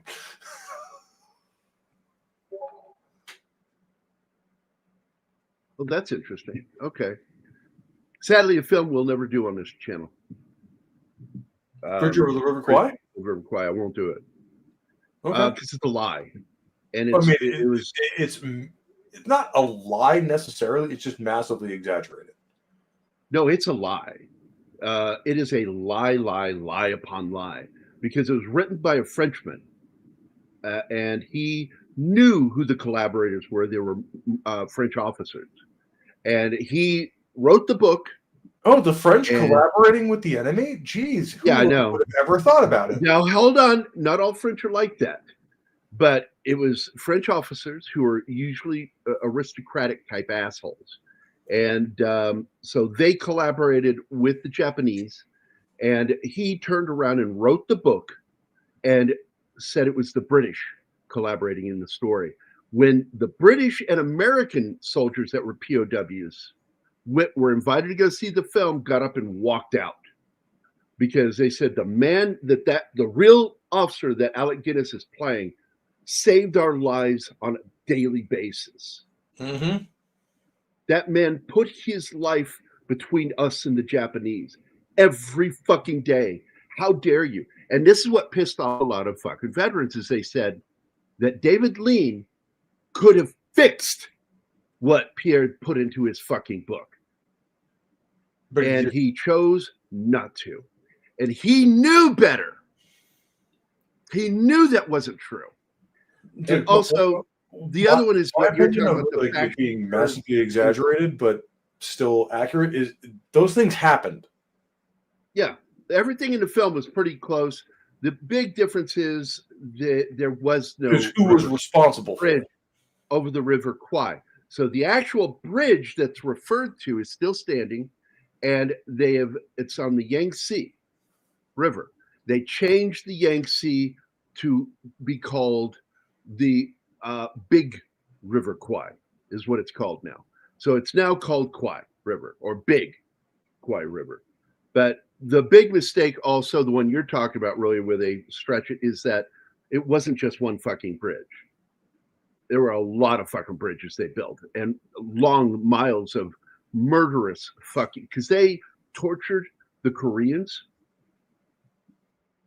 and they tortured all the Allies, but they were one of the brutal to the Koreans. That was one of the things that was known even during the war, was that the Japanese were absolutely horrible to any prisoners they took. So anybody from Asia was treated worse.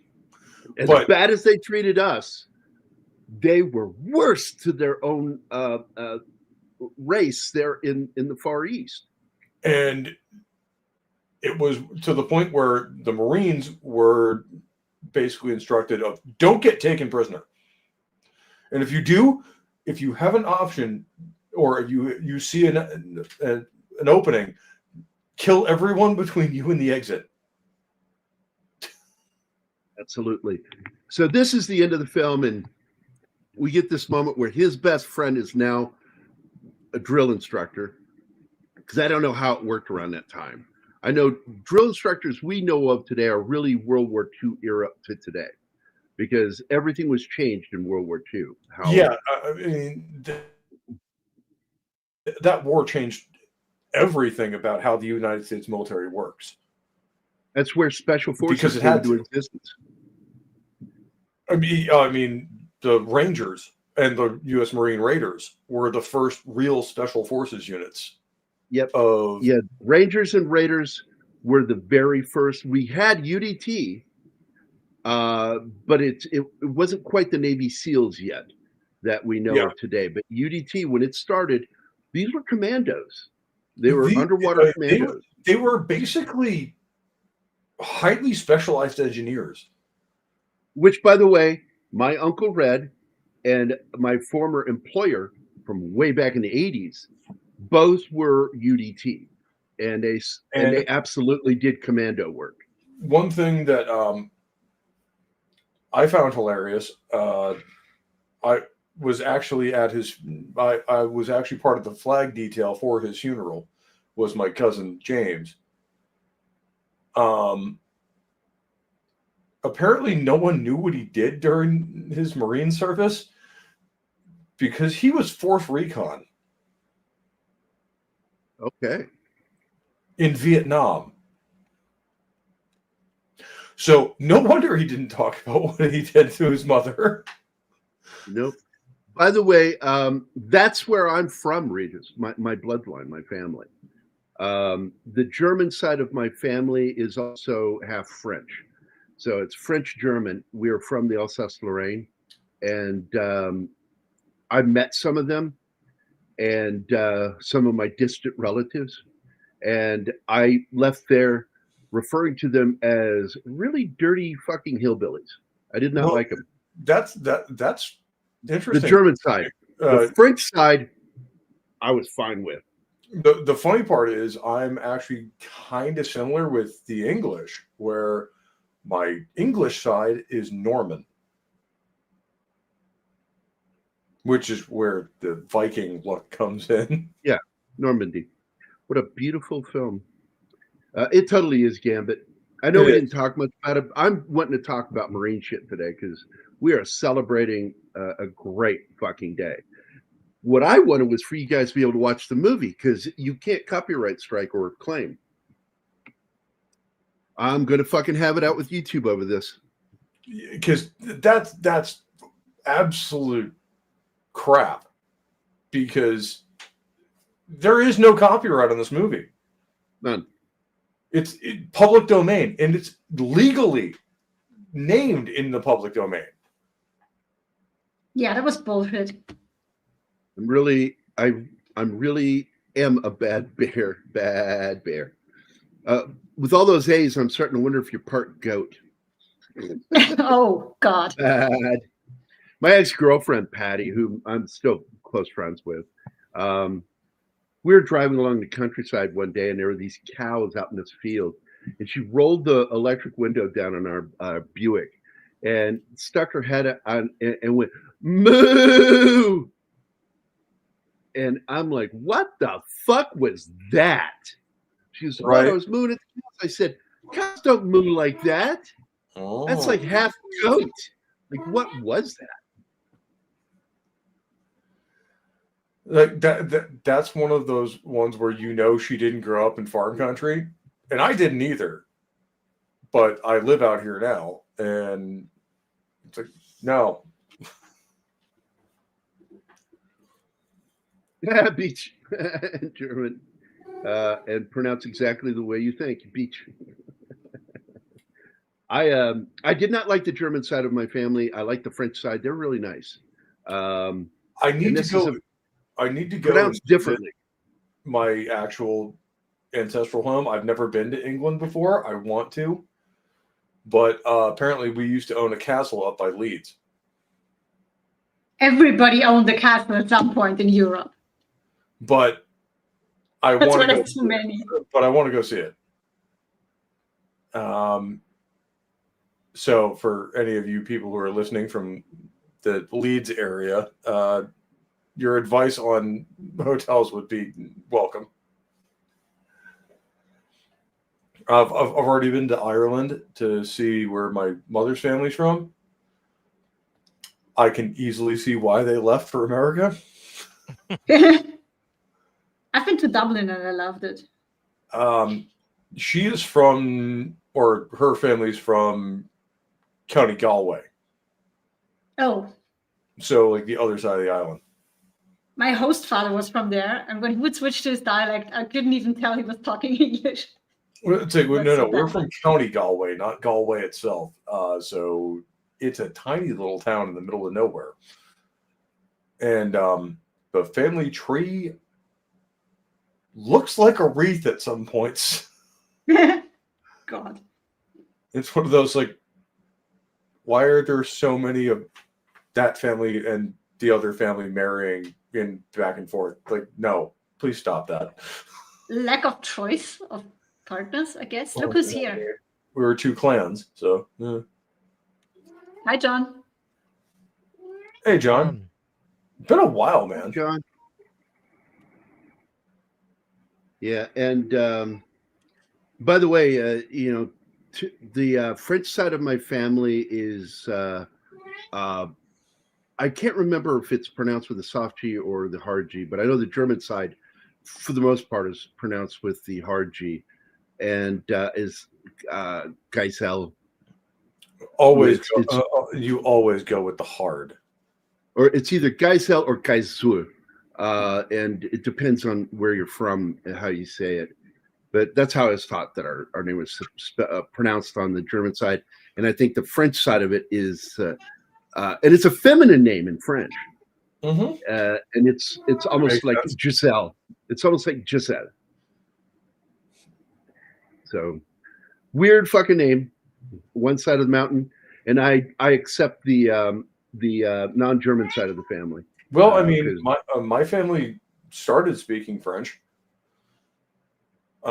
Evolved into speaking English like civilized human beings, but our family name was originally Delafeld.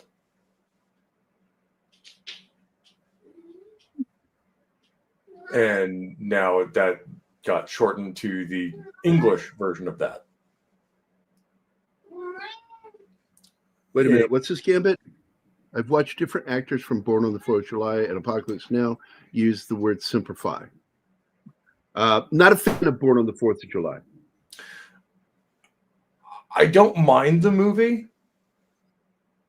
It's not But that I dislike it or hate it. I just simply Oliver Stone is an activist, and he just wants to make movies that I believe are anti-soldier. And I'm not the only person. The first person I saw from Hollywood to actually admit that was Adam Baldwin, the superior Baldwin. the best of the Baldwins. Yes, even though he's not technically related to those other assholes. I really liked him. I was really sad the day he left social media. The guy He was made hilarious. a post. He said what Oliver Stone made was an anti-war and anti-soldier film. What Kubrick did was make an anti-war film that was pro-soldier. And he's I completely agree. right about that. Like, I also find it funny that Daddy DA from the book, The Short Timers, in the movie is played by a black guy, and that's Dale Dye. and the funny part is, I think Adam is plays my favorite character of all time. Animal Mother? No, Jane Cobb. Oh, okay. Yeah, getting a little nerdy here. Because, my God, I love Jane. What's your little piece of that, Dave? That show never got to have the potential it had. Well, Fox fucked them. So I mean, Fox has always fucked every science fiction show they've ever come up with. Like, look at Terra Nova. Like, they had a great concept, and they just fucked it. The same thing with Almost Human. You had Dude, Carl Urban. No, not only sci-fi. They fucked Kinetti. They fucked. Oh my God, this. But I mean, even just the example of Almost Human. John Doe. You have Carl Urban playing a fucking detective. And you somehow only do 13 episodes of it? What are you smoking? yeah, look, Fox tried to screw the X-Files, but the fandom grew so big, it was doomed not to fail. Well, that's And the only eventually reason they Firefly. changed things. That's the only reason Firefly gets remembered, is because it only had 13 episodes, but the fans loved it. Yep. And the cast was great. And it forced them to make a movie. Yeah. Because And you know what? I hate that they killed Wash. Just gonna say that because Alan Tudyk's fucking awesome. But it was still one of the best TV shows I think I've ever watched. Well, I will say Paths of Glory disrespects Command because it shows how lacking they were in killing those men who were not cowards. And it's a very good film. Like, disrespecting High Command is not disrespecting the soldiers. That's disrespecting the political class. I'm telling you right now that the author of the books, the Starship Troopers, Starship Troopers, like, vehemently would have despised Paul Verhoeven. I mean, Robert Heinlein would have punched Paul Verhoeven in the face. Fuck yeah. And not apologized about it. And he would have said, it's pussies like you that got us into war. I mean, he's not wrong. Nope. Heinlein was absolutely, now he is somebody that I refer to as right wing. He was conservative, but he was also conservative right wing. He said some things he said some things that even I didn't like, which is citizens should not have the right to vote. You should earn that right. And that's what Starship Troopers was all about. And you earn seeing their levels of citizenship. And you know, this one doesn't where get we the are as a society, he might have been right. Like, I'm As not much saying as- I agree with it, but Yeah, it's like, look, man, you either have liberty or you don't. And well, that's but the where I the stand. thing is, even the civilians had liberty under the Federation. You've read the book, right? Yeah. It's like, so even the civilians had liberty. And by the way, he was not white. Johnny, The character was not white. Johnny's Johnny was parents. white. It's Filipino. Yeah, and Johnny's parents looked down on him for joining the service. Yep, they felt he was wrong. They thought he was being an idiot. Yeah, and so the Whoa, reason Gambit, why no. No. That is a misconception that has been right popularized. wing is not. We've tell you guys time and time again, those of us that are students of history, that fascism came from socialism. Yep. Fascism They're is a left-wing directly ideology. fucking related. They're not like, oh, they're kind of related. No, one came from the other. Socialism and fascism was an outcome. And it's where brutalism comes from fascism. Okay? And fascism comes from socialism, which is why you see brutalism in socialist countries when it comes to architecture. So yeah, you're talking to the wrong group of guys, man. We know our fucking history, buddy. I know. I'm But sorry. I think he's talking about the movie Starship Trooper, and no, in that society wasn't fascist. They I mean, in the in movie no they way is it incorporated fascist. what? Like, in no way is it fascist. No, it wasn't. There was no censorship. Like, they openly talked about their worst defeat. Yeah, the biggest thing that comes close to it in the book was the fact that he had two tiers of citizenry. There's those who are born that have all the liberty in the world they want. They just don't have a right to vote. The right to vote comes through service, and that I kind of agree. But here's where I stand on that. I believe that every citizen should serve. I don't care if it's military. You have to serve. Wait. Peace Corps. I don't care. You serve. But that's another misconception. This is where I'll just disagree a little bit. I think I like a lot more where Heinlein was going with this, of you have to have the strength of character to want to serve. Yeah, to earn that right. But remember, and even in the movie is referenced once. You don't have the service doesn't have to be military service. Yeah, but you can work for the fucking post office. Yes, but it takes years, more than what? Martin, just read that. I don't want to interrupt you. Just read it. Okay. Mussolini learned from World War I that there was no intentional. Yes, there was an international proletariat as workers were too patriotic. So socialism could only be achieved through the state. Yes, fascism is state socialism. Yes, he thought that this is the only way in which something akin socialism can work. Absolutely. Oh man, yeah, this was the single biggest grossing film that Lon Chaney ever worked on.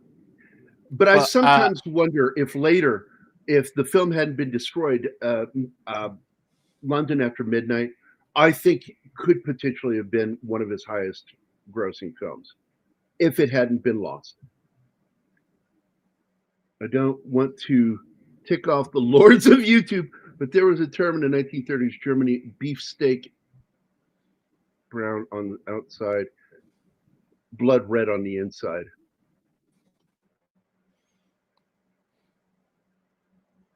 Yeah, I think let's not dwell on that. I get it. That's interesting because the first form is the childhood groups, and they were given the nicknames brown shirts. There you go. Lon Chaney often stated that this was his favorite film.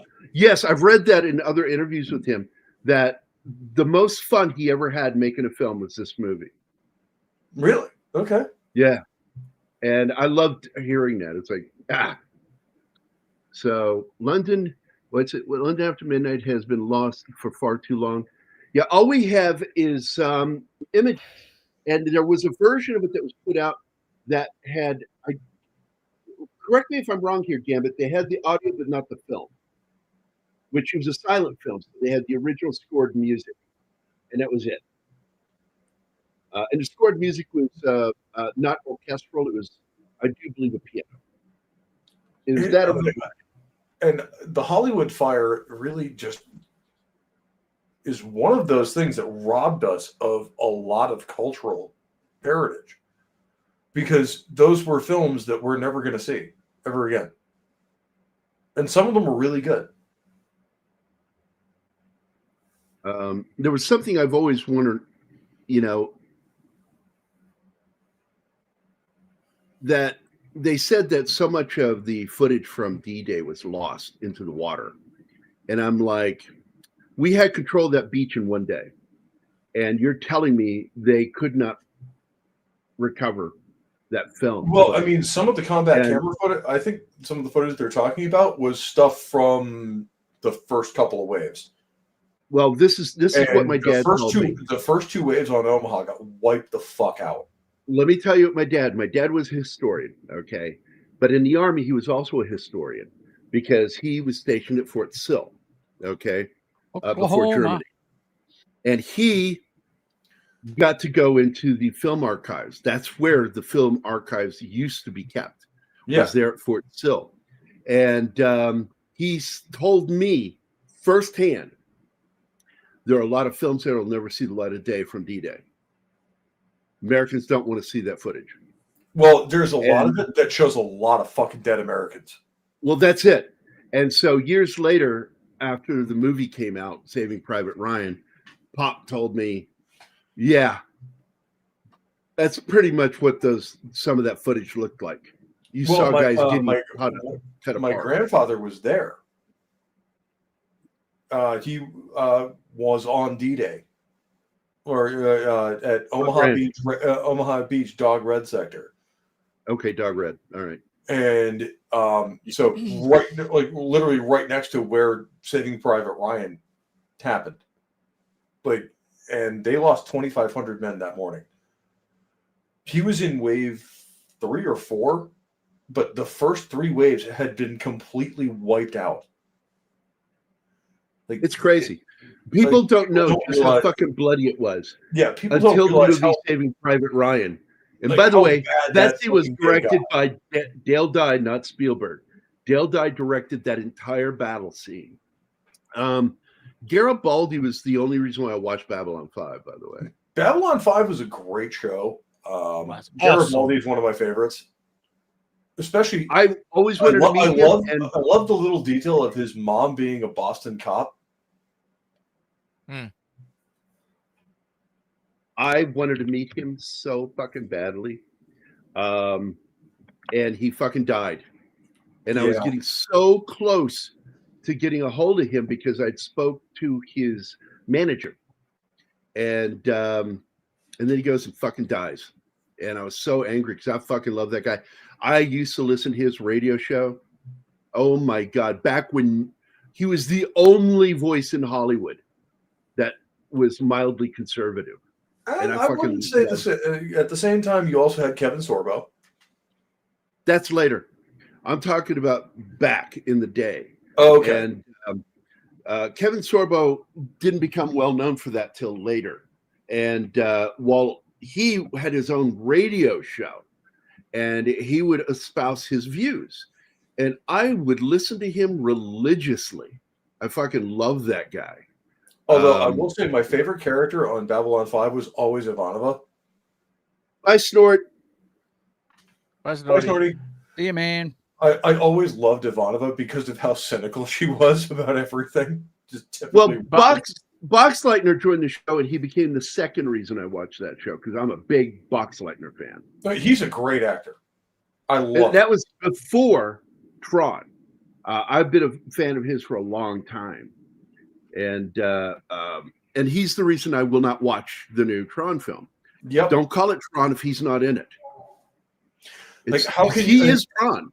Like, how can you have a Tron movie without Tron? Imagine Disney making a film and calling it something about Mickey Mouse and having that in the title, and then not having Mickey Mouse in the film. That's how stupid that is. And it's the exact same thing because Tron is an original Disney property. Why would you do that? Apparently, there was another script, and I've got it queued to watch. This was the movie they were supposed to make, and then instead made Ares. And apparently, Jeff Bridges is only in it for 5 minutes. Yeah. But he's Flynn, and I forgot But what was how can his. you have a Tron movie without What was his name in the? with Flynn's only in it for 5 minutes, and there's no Tron? What? What was his name other than Flynn? I forget the other name. Kevin. Well, Kevin Flynn, yeah. No, the other name for his computer version. He got it. He had a name, and I can't remember what it is. What? There it is. Thank you, Clue. There you go. Thank you. Clue, yeah. But that wasn't his. That wasn't him. That was his electronic Avatar. Yeah. No, That's what he was saying. not an avatar. Well, there's two versions of him. There's the computer version of him, and then there's him. And he actually transferred himself to live in that world. But there was still the other version that's based on the younger version of him, Yeah. which is why you have two characters in the second Tron in movie. Legacy, yeah. Yeah. And I love that fucking movie. I love that fucking movie. We're going to do that movie. Sci-Fi Saturday, we're going to do that It's a fucking great movie. fucking movie, I and still by the way, haven't it has seen one it. of the best soundtracks I've ever heard. Yeah. The first one and the second one. Now, the first one was done by that trans composer. She, and I don't know if she was a he, became a she, or a she that identified as a he. I can't remember. But also did the soundtrack for Stanley Kubrick's The Shining. Yep. But And the one I'm focused on. What an amazing soundtrack for the first film. Great theme. But for number 2, they got Daft Punk to do it. And oh my God, did they fucking nail it. And what makes me angry is I also like Nine Inch Nails. And I listened to the soundtrack. I just went to listen to the soundtrack, and it's just so. It's a. Whereas that's one of the weird ones where I grew up with Nine Inch Nails. I've never liked them. Thank you. Really? John said it too. John said it too. Clue. Thank you, Dust Wolfen. I've never liked Nine Inch Nails. I respect that Trent Reznor is incredibly talented musically. I just never liked what he does. I do. I'm not usually a guy that likes that crunchy bass synth that he does, but oh my God, he did a Peter Gabriel song with Peter Gabriel, where he did the Trent Reznor cut of that song. It's called "Growing Up." I mean, you know my musical taste. I think I shared it with you when it first came out on Easter Sunday, which is a great troll of Ghost covering "Jesus He Knows Me" by Genesis. Oh yeah, I like. Well, there were a couple of covers. There was a metal cover of that I really liked too. Who was it that did that? It was a major band, wasn't it? It was Ghost. It was Ghost that did it. Yeah, Ghost cover of that is great. I was like, holy shit. I didn't think you could have a band do a Genesis song better than Genesis, and they just did. Yeah. That was fucking good. Now, agreed, that's a weird fucking dude, the head of that band. That dude's... Tobias is he's musically a genius, though. He's musically a genius, but I think he's a psychopath. Well, yeah, that's also true. I'm not saying that lightly. I mean it. I think he's a psychopath. And you'll find this sometimes, like that Norwegian death metal band where the guy was an actual fucking killer, their lead singer. I know who you're talking about, and I can't think of his name right now. It's escapes me. I just remember. I know exactly who you're talking about. Fard Vikirnis. Yeah, it's him. That's him. That fucker was insane. And I mean, he's an absolute mad lad, but he great music, but he was insane. And the other bandmates were like, I remember one interview. Were you surprised? No, we weren't surprised to find out that he was a murderer. No. Yeah. That's one of those like, no. We're completely on board. We completely understood that. Well, there comes a point where Trent Reznor should have stopped trying to look like Severus. Yeah. Because once Severus became popular and well known in the 2000s, Reznor should have gone for a whole different look and given up on that shit, because he really did. He was Snape before Snape. I mean, you're not wrong, but also, I just don't like Nine Inch Nails. I've never liked what they've done.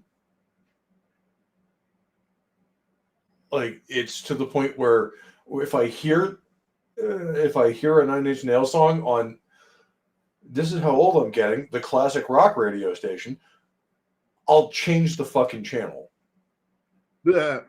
I do not like. The only song I didn't like was one of his most popular songs, "Fuck You Like an Animal." I never liked that song. It's bad. It's really just bad.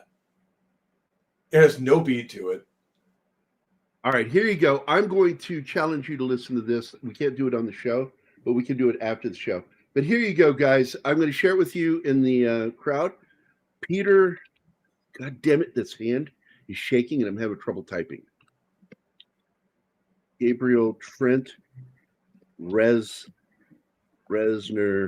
cut of, cannot type when my hand's doing the shaking shit. Growing up. Boom. Diva, thank you for sharing my channel out. I know I haven't been on there for like 2 months at this point. I've been working my ass off. But you're going to do a show tonight. Well, on YouTube for the first time in years. I'm actually going to be on my YouTube channel. But I will also be coming back to Midnight Mass this week, probably. And you know what? I got a new job, and it doesn't require me to work stupid hours. So, which I like because we love having you on the show so much, dude. Well, you're not going to like it because it's Monday through Friday, and I'm probably not going to be on here. Oh, I thought it was a nighttime job, so you could be up here. You fucking dick. Well, welcome to dealing with a shipping guy. Most of my jobs are going to be daytime. Yeah, delete that, D-Bud. Don't you share out his shit. By the way, fuck this guy.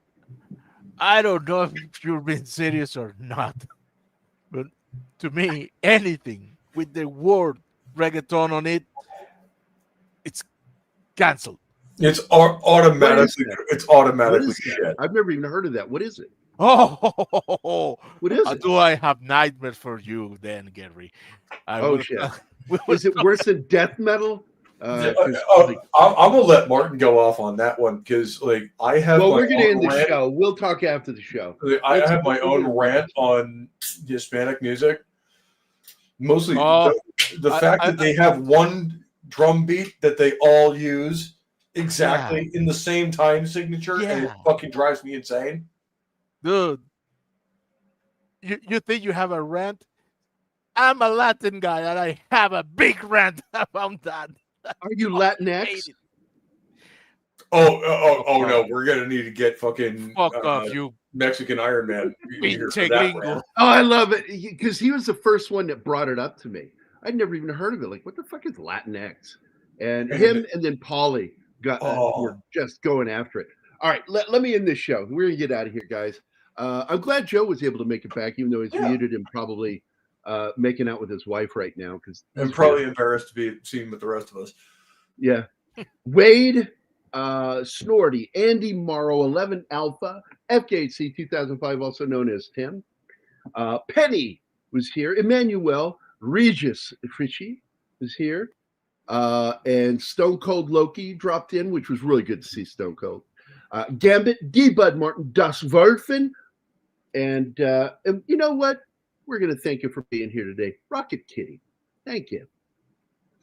Nobody fucks up a show quite like Rocket Kitty.